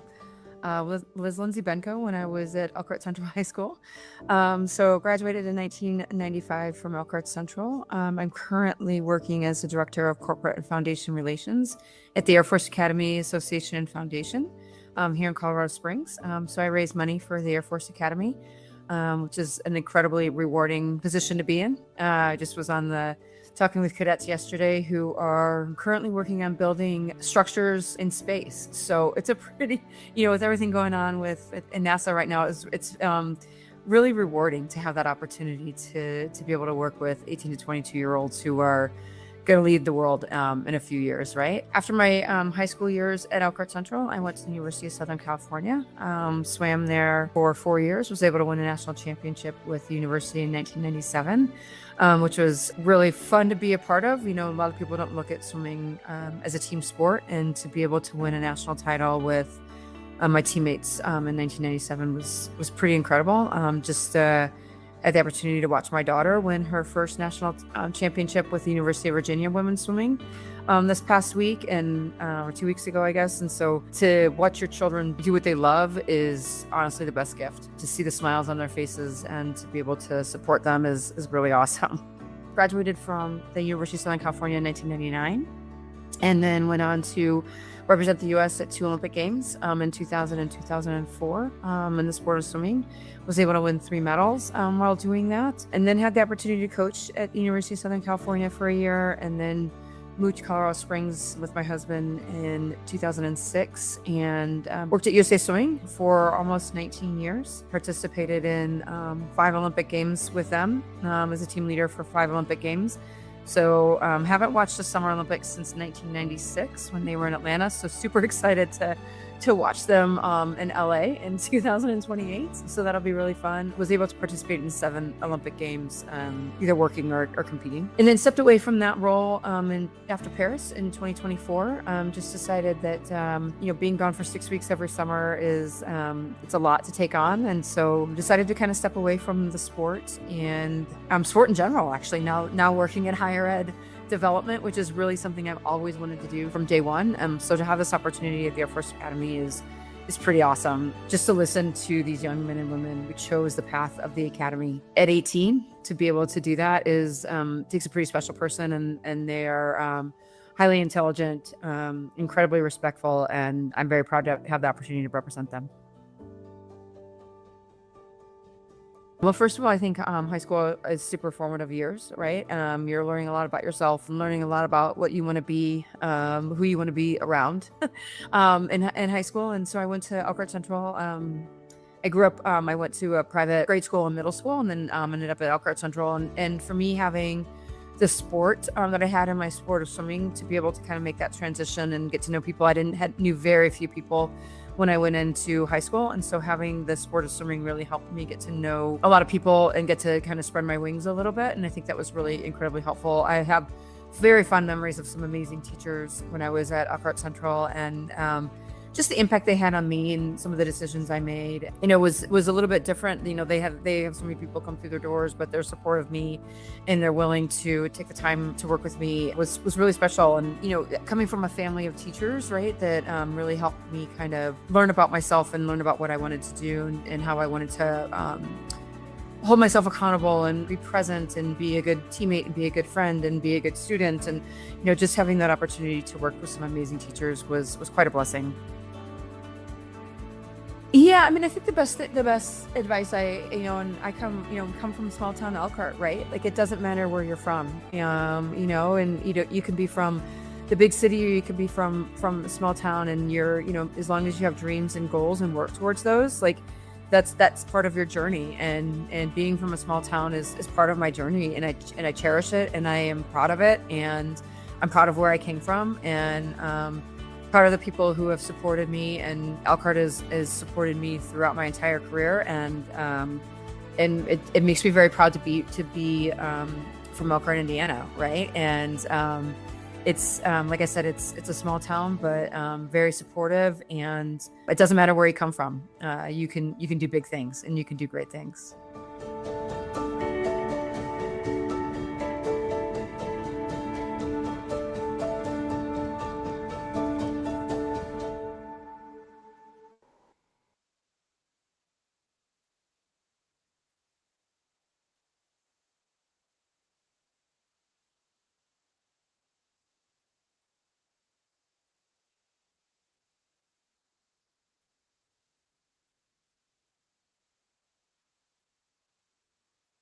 Arts and athletics. First, in academics, health education students at the freshman division presented the year-end semester research projects. In a science fair style showcase, students presented their findings to community volunteers, answered in-depth questions about their topics, demonstrating impressive growth in their research and public speaking skills. And congratulations to Elkhart High School seniors Lydia Benjamin and Owen Marks for being awarded the Next Generation Hoosier Educators Scholarship. The state honor provides up to $10,000 annually for students who commit to teaching in Indiana for at least 5 years after graduation. Lydia plans to attend Purdue University for elementary and special education, while Owen will attend Ball State University for music education. In the area of arts, National Music Education Honor. For our 7th consecutive year, Elkhart Community Schools has been named one of the best communities for music education by the NAM Foundation. This national award recognizes the outstanding commitment of our teachers and the incredible support of our community provides for the arts. During the weekend of April 23rd to the 25th, 379 students participated in the Indiana State School Music Association. That was a lot of words. Festivals for high school bands, choirs, and orchestra. This performance evaluated ensembles on technical proficiency and sight reading skills. Every participating district ensemble earned a gold rating with 4 specific groups, including the Freshman Division Band, the Freshman Division Blue and Gold Orchestras, and the Elkhart High School Symphonic Band, receiving an additional honor of gold with distinction. For athletics, on April 29th, Northside Middle School hosted the first ever Lions Lunch for middle school athletics. This event brought together current 5th through 7th graders to meet coaches and explore sports programs, bridging the gap for younger athletes as they prepare prepare for the next level of competition. Also, this past week, the Mongers girls soccer team officially became the 2026 city champions. Congratulations to the players and coaches for a job well done. Some of our future happenings. May 14th is our Unified Champions Game Day and also our Oslo Family and Community Night. May 15th is Woodlands Family and Community Night. The 16th is our district chess tournament. The 21st, Mary Beck Family and Community Night. And as always, please be sure to follow our district and school social media pages as we share each day the excellence of Elkhart. Thank you, Wendy. Okay, next on the agenda, we have the consent items. Do I have a motion from the board? So moved. I have a motion. Do I have a second? Second. Do I have any comments regarding the consent agenda, Ms. Mullins? Yes, we do. At $12,550.50, our community pulled through again. The Law Office of Mark Phillips donated supplies for equipment and expenses for like our different concerts, competitions for the music department at $1,000. Westside Middle School, they supported the dance marathon and extracurricular activities. They also supplied snacks and anything that was needed and donated to Riley Children's Hospital. You guys listen to this at $4,664.91 from Westside. Our Elkhart Education Foundation supported our FBLA at the high school and paid for conference needs, snacks, anything that they needed for travel at $800. Becca Shank, how can I not say Shank? Oh my gosh, and Michelle. I know, I'm You sorry. wore off on me. Becca Shank donated $500 to grow our girls track and field department or team. Horace Mann, he donated to the HR department for our staff recognition night, which was amazing. Amazing, Maggie. You did phenomenal at $1,000. And of course, here comes the Elkhart Career Center getting everything again. I swear they are phenomenal. OSMC donated many medical supplies that were needed. Nico Valentine donated lighting equipment for commercial photography. Brenda Shepard donated CPR instructor bags that were filled with items needed to perform on mannequins to test CPR skills, and that benefits the medical field. And Michael Coons donated 2 vehicles for our auto department, whether it be mechanic or body shop, and that was a 2011 Dodge Journey and a 2017 Chevy Traverse at $4,585.50. So again, here we are rounding out the year with $12,550.50 from our community to benefit our students. Well done as always. Thank you, Kelly. I have a motion and I have a second. Do I have any further discussion? All in favor? Aye. Opposed? Motion passes. Thank you. On to old business. Mr. Thorne, first up, we have 2 contracts for final consideration.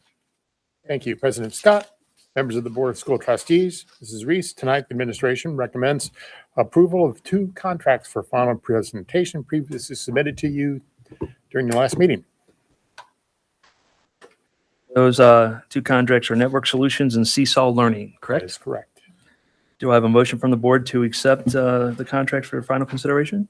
I have a motion. Do I have a second? Second.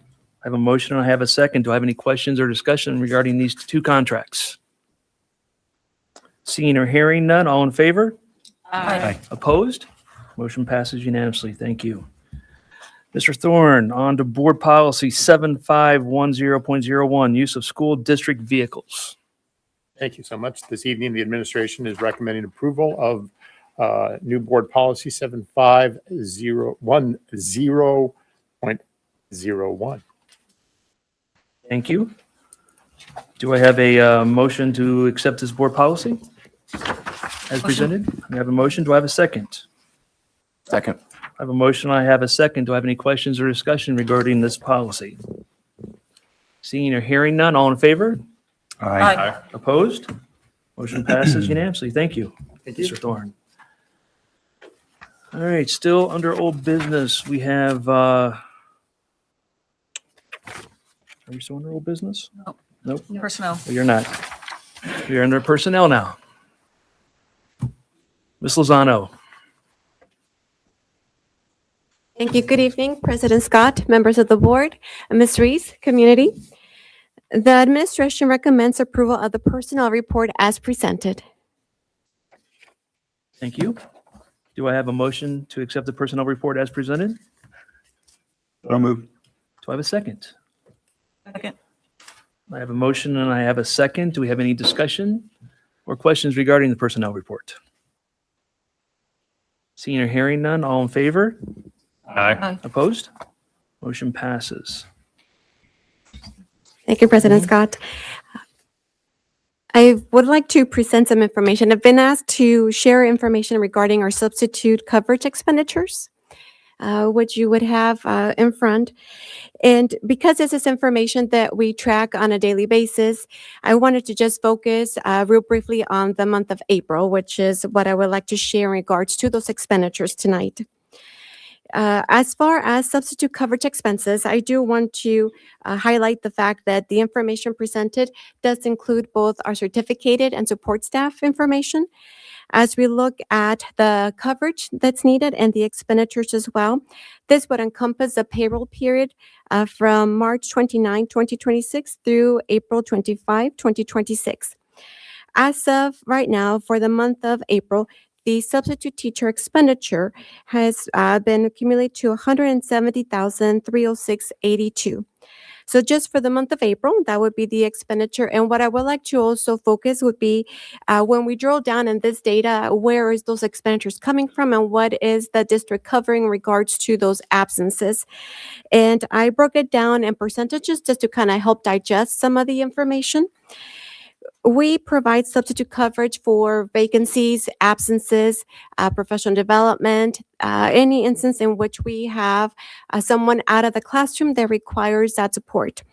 For the month of April, out of the absences that we've had, which was 2,372 total absences and vacancies, approximately 38% of those were covered due to vacancies or long-term absences such as FMLA, leave of absence coverage that's needed. The remaining was due to illnesses and other types of absences such as personal business leave and other benefits that are available to staff. As we continue to track some of these expenditures, we also want to take into consideration some of the expense that we have also with EduStaff, which is an entity that we've also enlisted support from in an effort to ensure that we are providing coverage in the absence of. And for the month of January through now, in regards to substitute supplemental support expenditures, we have thus far incurred $42,858 in substitute coverage. With EduStaff, primarily we reach out to them for coverage for those that are on medical leave, leave of absences. These will be more of our long-term assignments that they're assisting with those supports. As I look at the totality from the start of the school year until now, from August through May 8th of 2026, which is our last payroll period, we have incurred substitute teacher expenditures to date of $1.7 million. And that's not taken into consideration the $42,858 I just mentioned through EduStaff. Thank you. You're welcome. Any questions from the board? I have one question. Yes, sir. You presented information regarding the month of April that there was 2,372 certified or support staff that assignments needed filled. Correct. And we have a fill rate of 61%. So 39% of that 2,372 went unfilled. That would be correct, sir.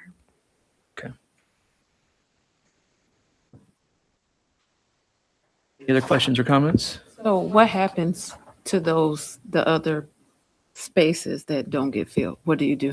Absolutely. In the absence of a substitute teacher coverage, those absences are covered within the building themselves. They're able to cover through either overloads or when we split a classroom at the elementary level.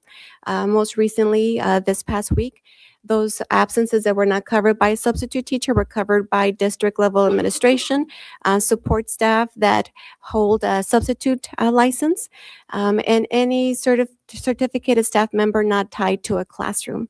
We were able to then coordinate with building principals to ensure that there was a staff member in those absences that we weren't able to fill with a substitute teacher. So in those particular cases, while they're not filled by a substitute teacher, they are filled with an adult within the building through one of those venues. You're welcome. Any other questions? No, thank you very much. And thank you, sir. All right, next, we have the approval of the First Amendment to the employee contract for superintendent of schools. It is being recommended that the board approve a limited amendment to the employment contract of Mrs. Michelle Reese.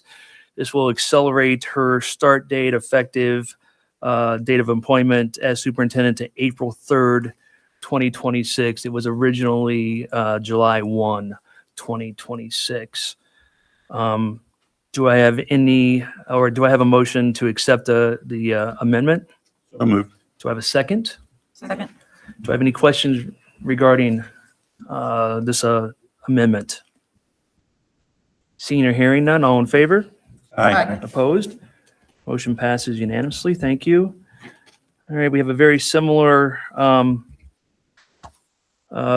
amendment to employment contract for the deputy superintendent of schools, Dr. Amy Rausch.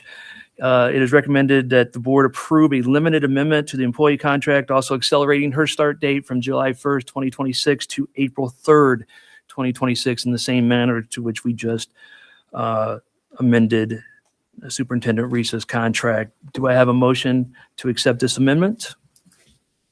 Motion. Do I have a second? Second. I have a motion and I have a second. Do I have any questions regarding this amendment? Seeing or hearing none, all in favor? Aye. Opposed? Motion passes unanimously. Thank you. Mr. Thorne, we have the Performance Service Incorporated contract. Thank you. President Scott, members of the board, the administration is recommending a contract price amendment to the not to exceed contract with Performance Services for work at Elkhart High School Freshman Division. Thank you. Just clarification, the contract price amendment covers HVAC and plumbing improvements only? That is correct. Thank you. Do I have a motion to accept the contract as presented? Motion. Do I have a second? Second. Do I have any questions or concerns regarding the contract?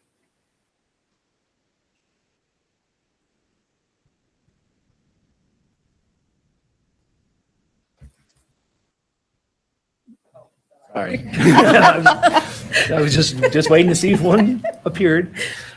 Seeing or hearing none, all in favor? Aye. Opposed? Motion passes unanimously. Thank you. Mr. Thorne, still yours. 2 Cube Solutions contract. The administration recommends approval of a contract with 2 Cubed Solutions for temperature control installation for work at the Elkhart High School Freshman Division. Do I have a motion to accept the 2 Cube Solution contract as presented? Motion. Do I have a second? Second. I have a motion and I have a second. Do I have any questions or concerns regarding this contract from the board? Seeing or hearing none, all in favor? Aye. Opposed? Thank you. Passes unanimously. And lastly, Mr. Thorne, we have these contracts are all for initial consideration? Is that? Actually, we have 2 sets of contracts for initial consideration this evening. The first would be 5 contracts, which we are requesting a waiver of second reading. That would be Integrated Technology, Neola, Network Solutions, ServPro of North Elkhart County, and Skybound Education. Presenting these for initial consideration and requesting a waiver of second reading. Thank you, Mr. Thorne. Do I have a motion to accept these contracts with a waiver of second reading? I have a motion. Do I have a second? Second. I have a motion. I have a second. Do I have any questions from the board or discussion regarding these 5 contracts? I do. With Neola, would it be possible to get them to a word limit in their policies that they propose? I cannot guarantee that, Mr. Weaver. Work on it a little bit. I'll do my Appreciate it. darndest. Thank you. For those who don't know, Mr. Weaver is on our policy committee for policies, just to give you a little insight as to why he asked the question. Miss Davis is also. She's my leader. Put me in there. Any other questions or concerns? Seeing or hearing none, all in favor? Aye. Opposed? Thank you. Motion passes unanimously. Now we have, Mr. Thorne, we have contracts for initial consideration. Could you just go through each, name each contract, please? We have 14 contracts for initial consideration. One would be the Beacon Athletic Training Agreement. Another would be the Beacon Affiliation Agreement for the Elkhart Area Career Center. We have a proposed renewal through Bell TechLogic for Microsoft. Renewal of our agreement with the Chartwell's division of Compass Group USA. 2 agreements with Edmentum, a license agreement and an agreement for the Ed Options Academy, an agreement with Federated Media, 5 Star Life, Instructure, which would be our Canvas renewal, Learn 21 Software, Meritive US LP, Power School Group LLC, Transfinder, and Zendesk renewal. These are all presented for initial consideration. Thank you.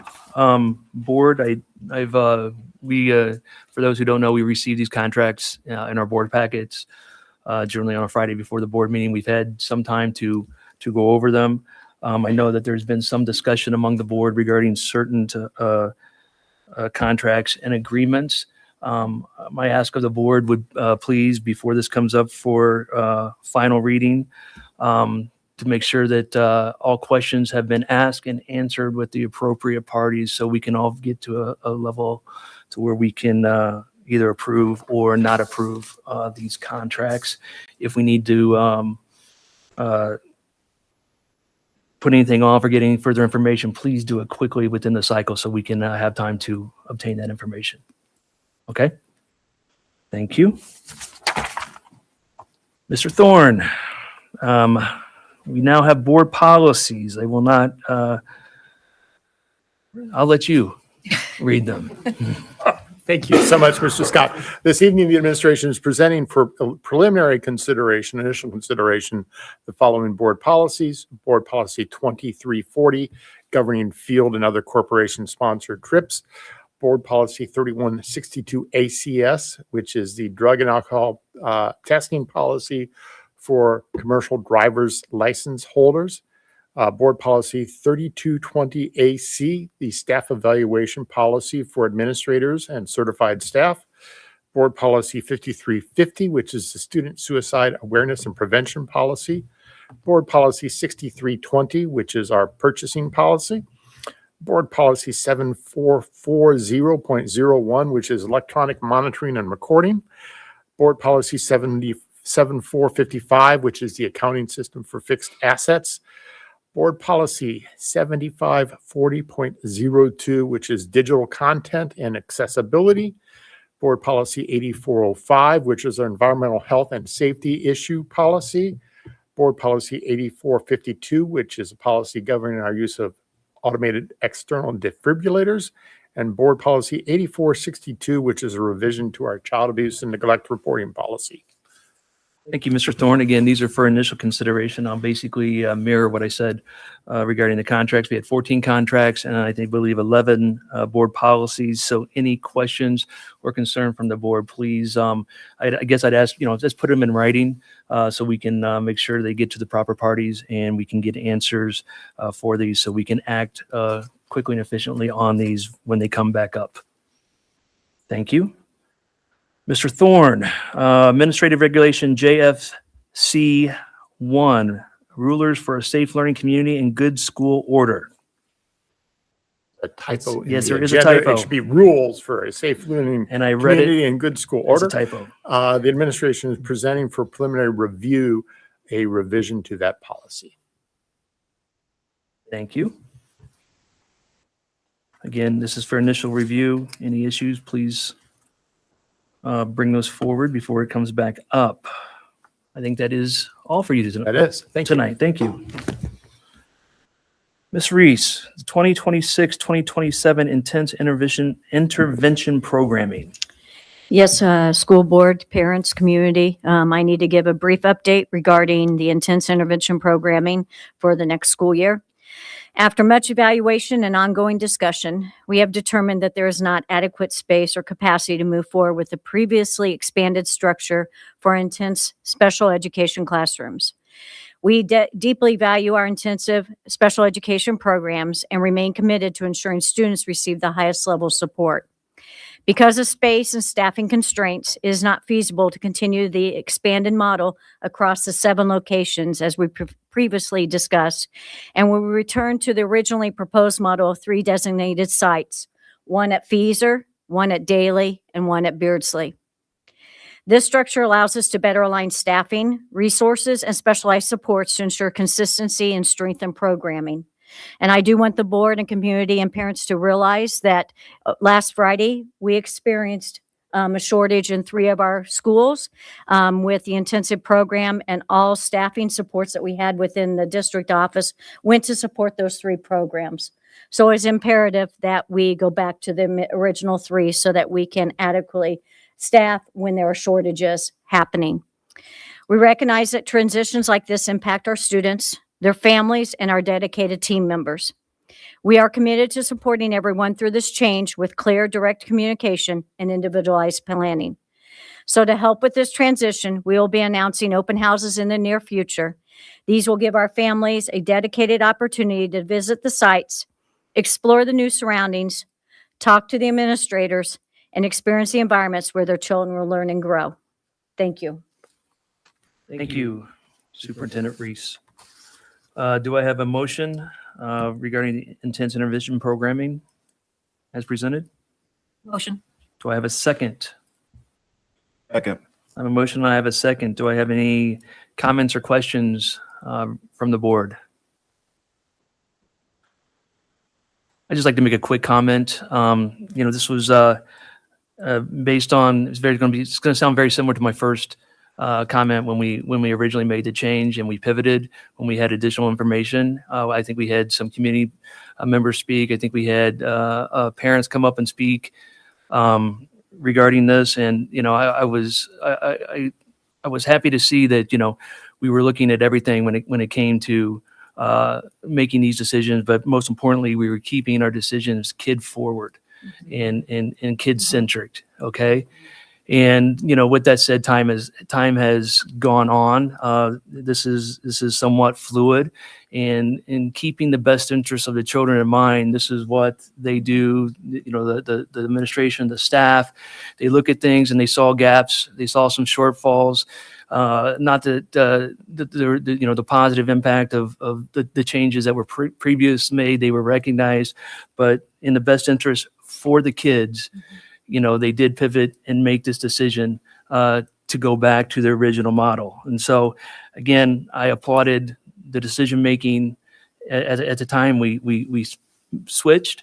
And again, I applaud the same decision-making in a fluid situation to take in the best interest of the children, to make sure that the level of support is what they should receive and will receive from this district and have received from this district, that they make sure that all the support is there and all the programming is there. So again, it sounds very similar to what I said before, but I like the fact that we just don't get into a lane and say decision's been made and in 1 year we'll revisit. That's never in the best interest of children. We need to look at things as they occur, taking the facts, taking the data, and make the best decisions. And I think that is what has occurred here. Any other comments or discussion?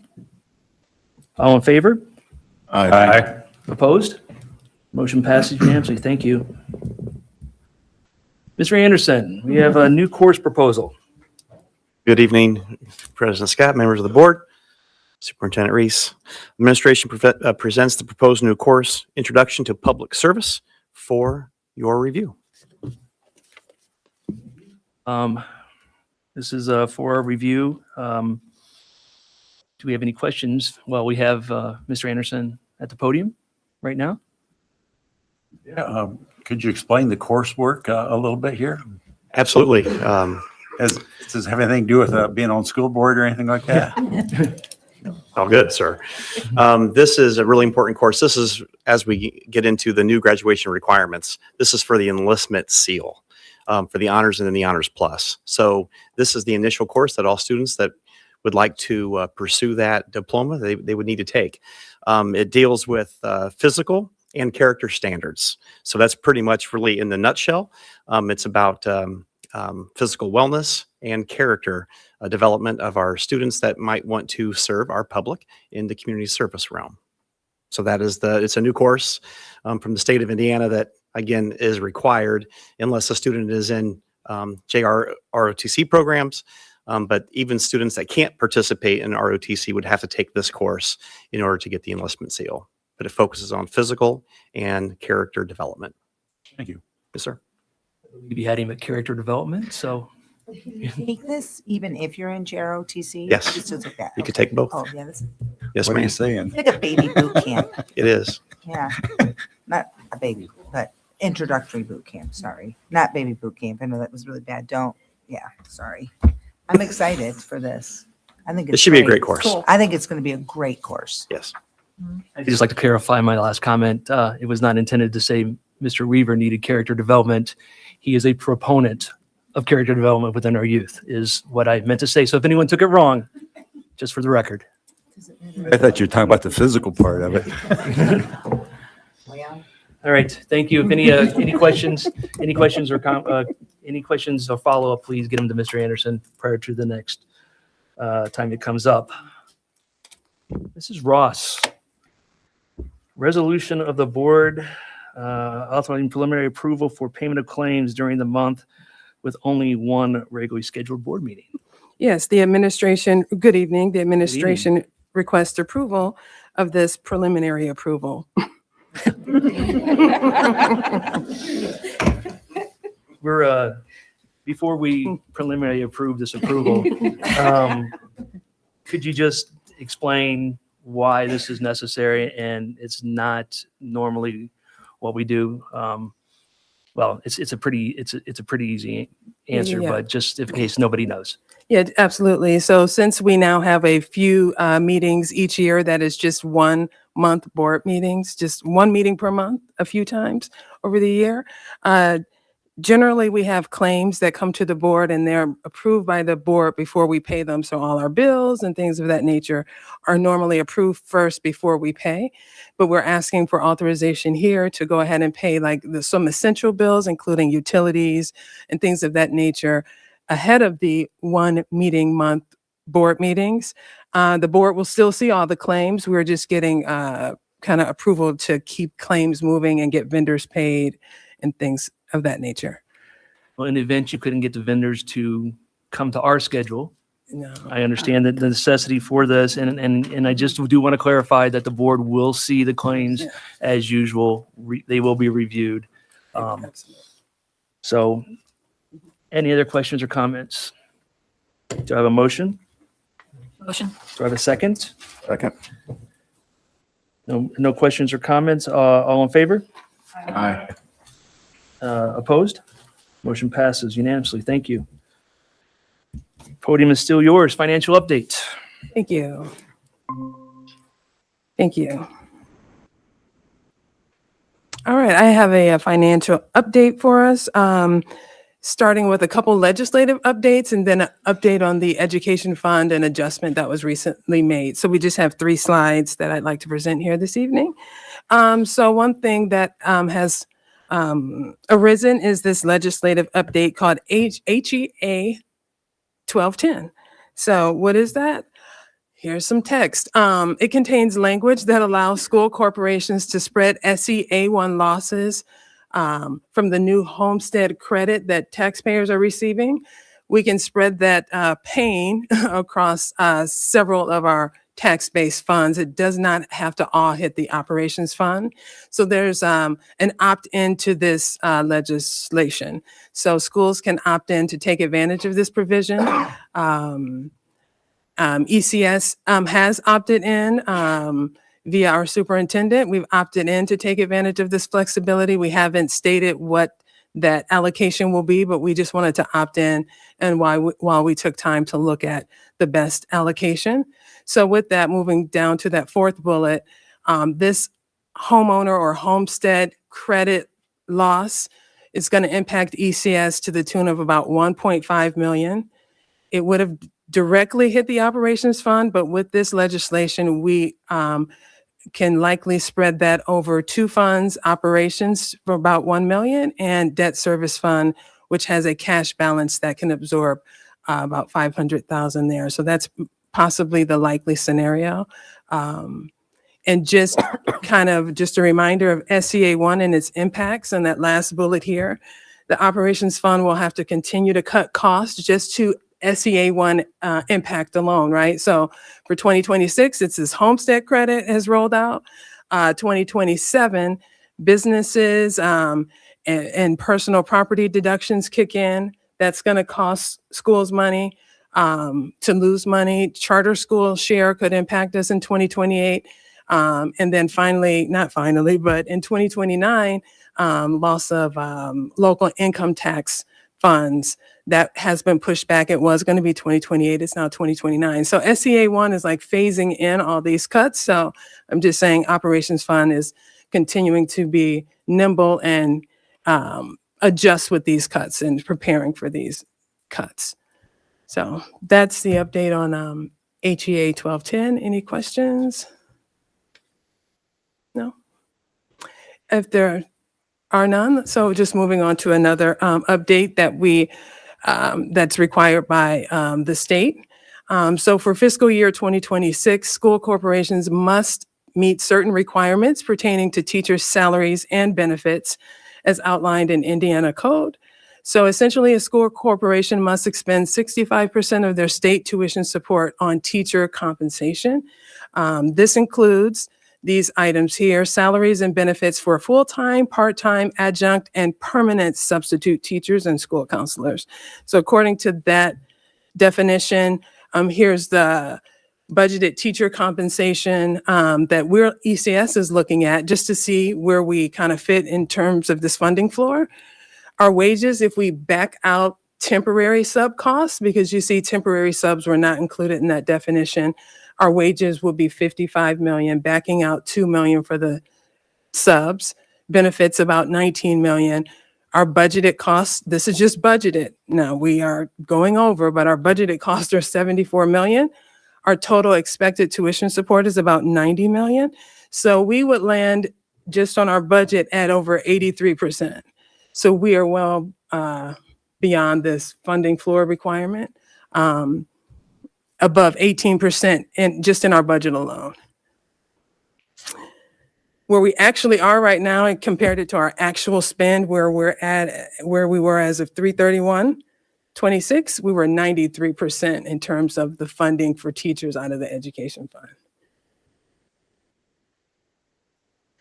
So, questions? If there are no questions, comments, or concerns, well, you probably got concerns, but I will go ahead and move on. Final update for this evening is the education fund. We need to make an adjustment to our budget. So I'm going to show you here our budget that I presented earlier in the year, that first budget called working column there. You see our total receipts, still I'm just rounding about 90 million. We budgeted 51 million wages, et cetera. You can see benefits and then, curriculum and transfers to operations, if I can call that out, 9 million. For a total budgeted expenses of about 86 million, we were planning to have a net revenue, have some cash balance left over of about 3 million, add in our 1 million cash balance that we started the year off with, hoping to end the year about 4.6 million to be in a stable place in terms of being able to pay bills, et cetera. So here's the working budget now that essentially this is prompted by the approval of the GEO bond that has closed and has funded and has hit our operations fund. So the GEO bond has been funded, and that is about 6.8 after fees, maybe about 6.7 million has funded. That will allow education fund to not make all the transfers that were budgeted. So you see I highlighted in kind of that red color. This adjustment is reflecting we will no longer transfer the 9 million to operations, but just 3 million. The other 6 will be from that bond in operations. So operations will still be able to stay afloat due to lack of transfers from the education fund. So with that, we're able to bump up wages, the wages budget you see in green there, of 57 million to the education fund. Okay, so with that said though, that's our budget. We're increasing the budget to pay for all those wages you saw on the previous slide, right? All right, let's see if it works. Oops, not gonna work. All right, we're on trend based on our current staffing levels and even including some cuts that we should see toward the end of the year for consolidation, on trend to spend about 63 million in wages. So even with this bump, we're over $6 million deficit spending. Compare that to last year, we spent 66 million, so it is trending downward. We are making progress, but you can see how large the gap is. So yes, just to reiterate, even after not making the transfers to operations,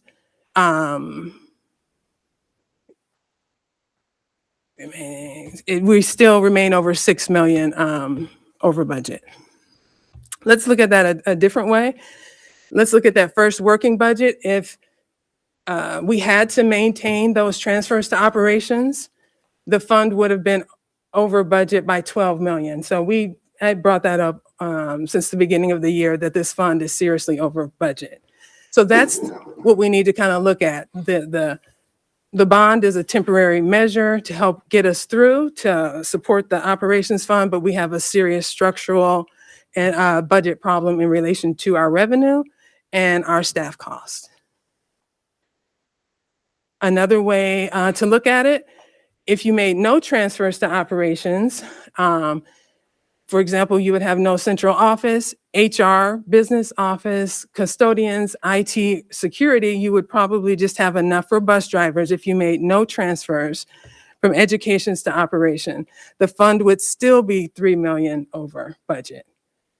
Okay, so not making the transfers is not gonna save the education fund. It has to balance itself. Okay. So we're continuing this year, 6 million over budget. So what's going to happen? We're not going to have that. I don't anticipate we'll have that net revenue of 3.2 million, that extra kind of cushion. That means we're going to have to deplete the cash balance, and our ending cash balance is likely to be 0 or less. Okay. So I do have a little last bullet here and how we got here so quickly, so fast. And I see a little typo up there. I'm missing, I think, a parenthesis. But it can happen quite fast, especially when you have a declining enrollment, loss of ADM for 2 consecutive years. So 3 million last year, we had about a 450 student loss from fall to fall.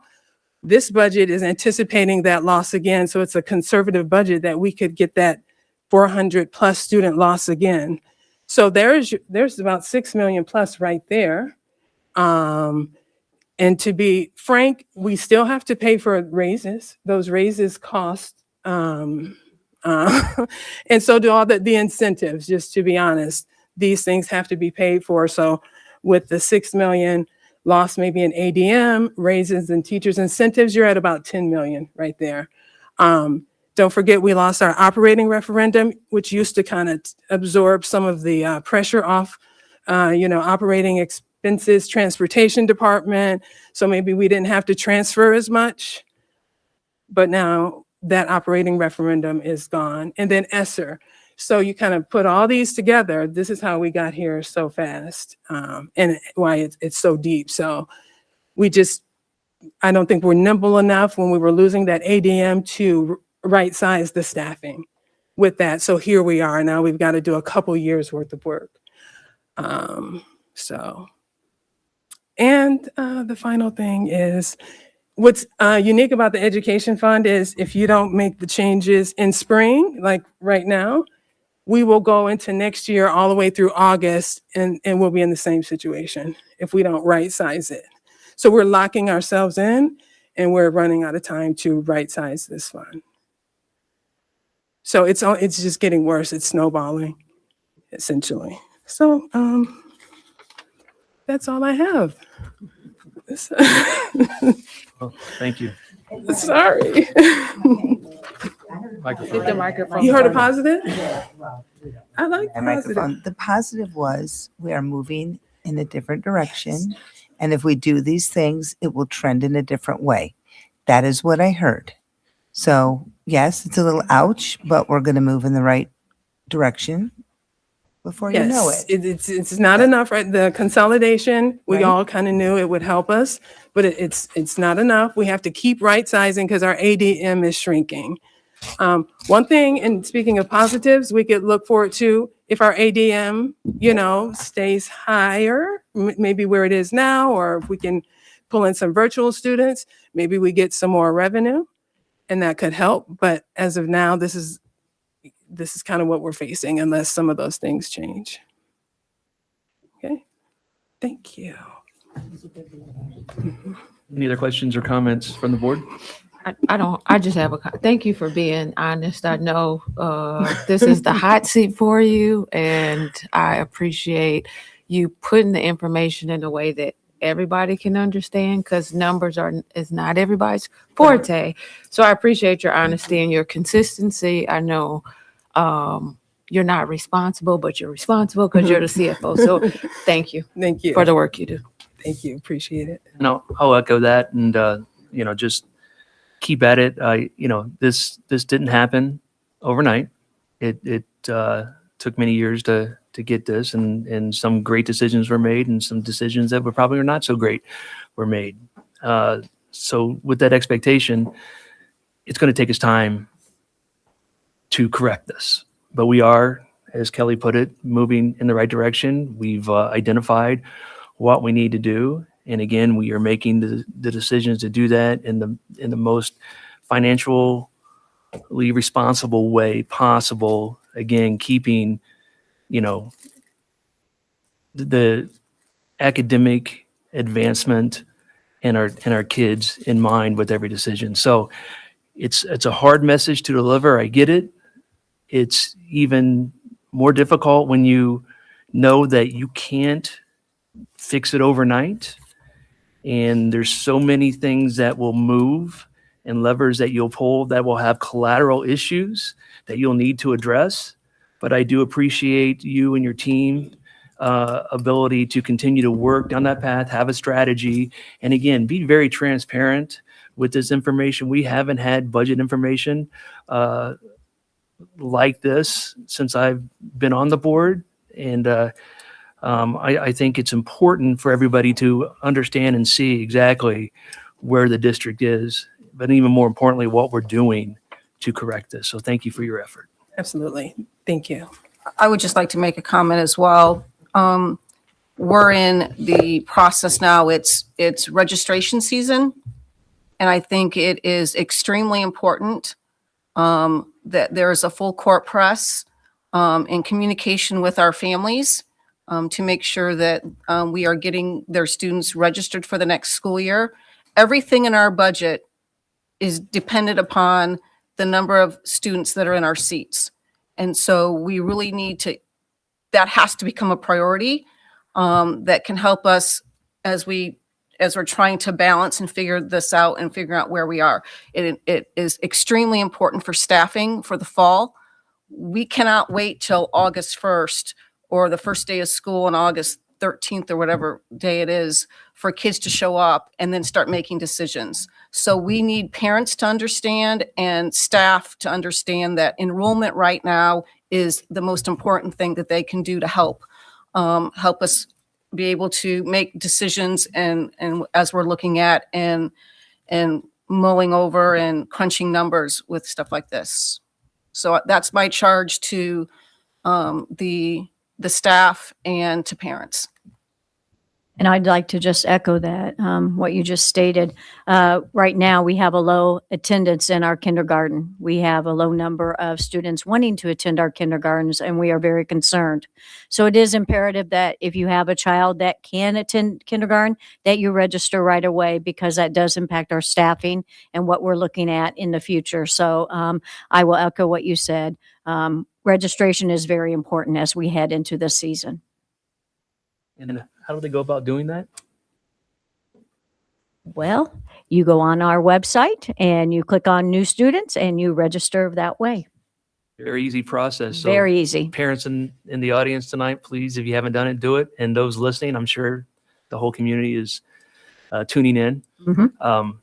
Do the same, please. Very easy process. Go online, register. It takes about, Wendy, how long would you say it would take? How 5 many? minutes. 5 minutes. 5 minutes. Yes. So it would. And if they have questions, they can call Student Services. They will be happy to help them through it. Perfect. Thank you. And what, on the school corporation's behalf, what proactive steps do we take to reach out to parents during enrollment? Oh, we are calling almost every day, Mr. Weaver, and annoying them by our phone calls and asking them to register. So they have lists, and our staff are doing that and keeping track of who they're calling when. Good. Yeah, at the next board meeting, we'll review those phone call logs. Like a good idea. All right. What's the matter, Kelly? All right. Yeah. Time to move on. Okay. All right. Thank you. Thank you, Mrs. Ross.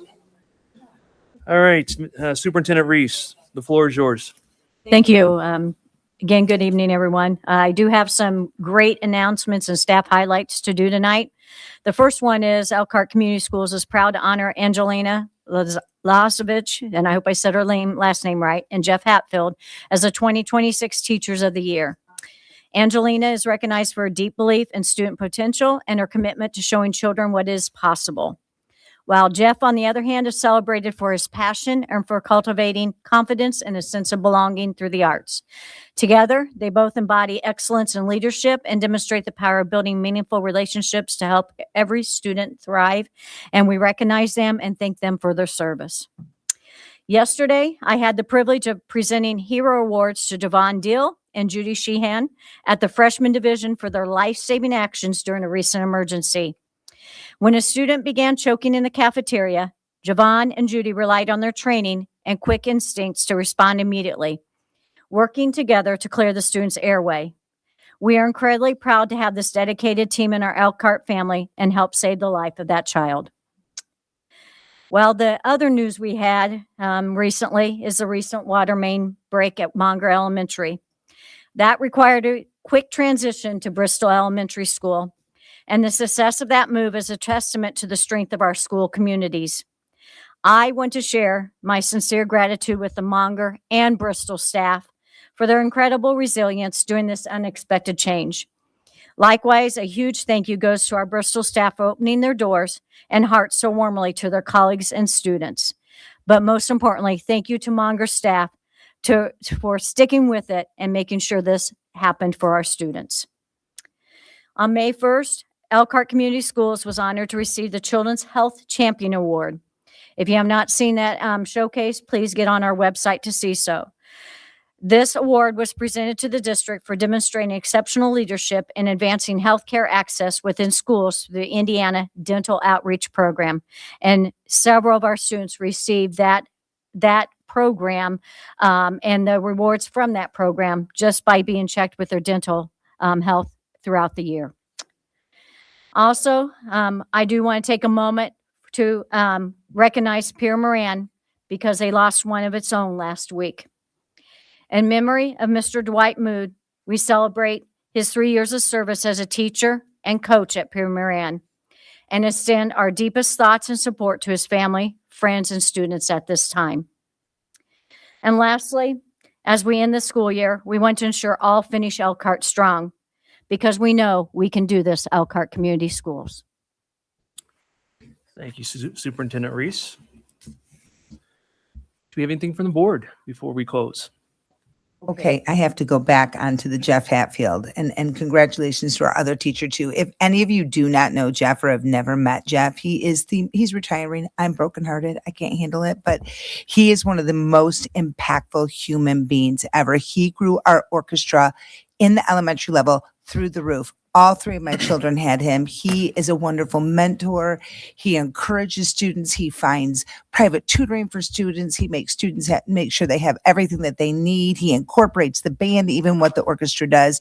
We are beyond blessed that Jeff Hatfield was with us for so many years. And he is going to be one of the most missed little characters that our school has ever had. So if you see Jeff before the school year ends, just tell him thank you for growing our music department the way that he did. It is very exciting for him to retire. He's in a great place, but it is a very big loss for our school district. So congratulations, and what a great end to his career. Yeah, that's it. Anyone else? Yeah, I'm going to say this because I don't want to sit here and pretend I didn't hear some of the passion, some of the frustration in our audience, because I did, but also heard some good things as well. That's happening in our schools, some things that's happening at, the moment of pride, those sort of things. But some folks are owed some follow-up. But I will also say that, I do sit at these tables. I am in the rooms. I am hearing the conversations. I'm watching the work. I know these guys are doing their best to be advocates in the best ways they can. I am too. So I know the work we do sometimes, the hard work we do sometimes is in the background. Don't get to see it out here. But I promise you, this moment, especially when our community is at the mic, is very informative to us. It really is. And it's not that it's falling on deaf ears. Some of the work sometimes is slower than what the results can show, but they are advocates here. I'm sitting next to them. And so I wanted to make sure that I said that because I just think that it needed to be said. So. Thank you. Eric? Anything else? Thank you all for coming out tonight, and the meeting is adjourned.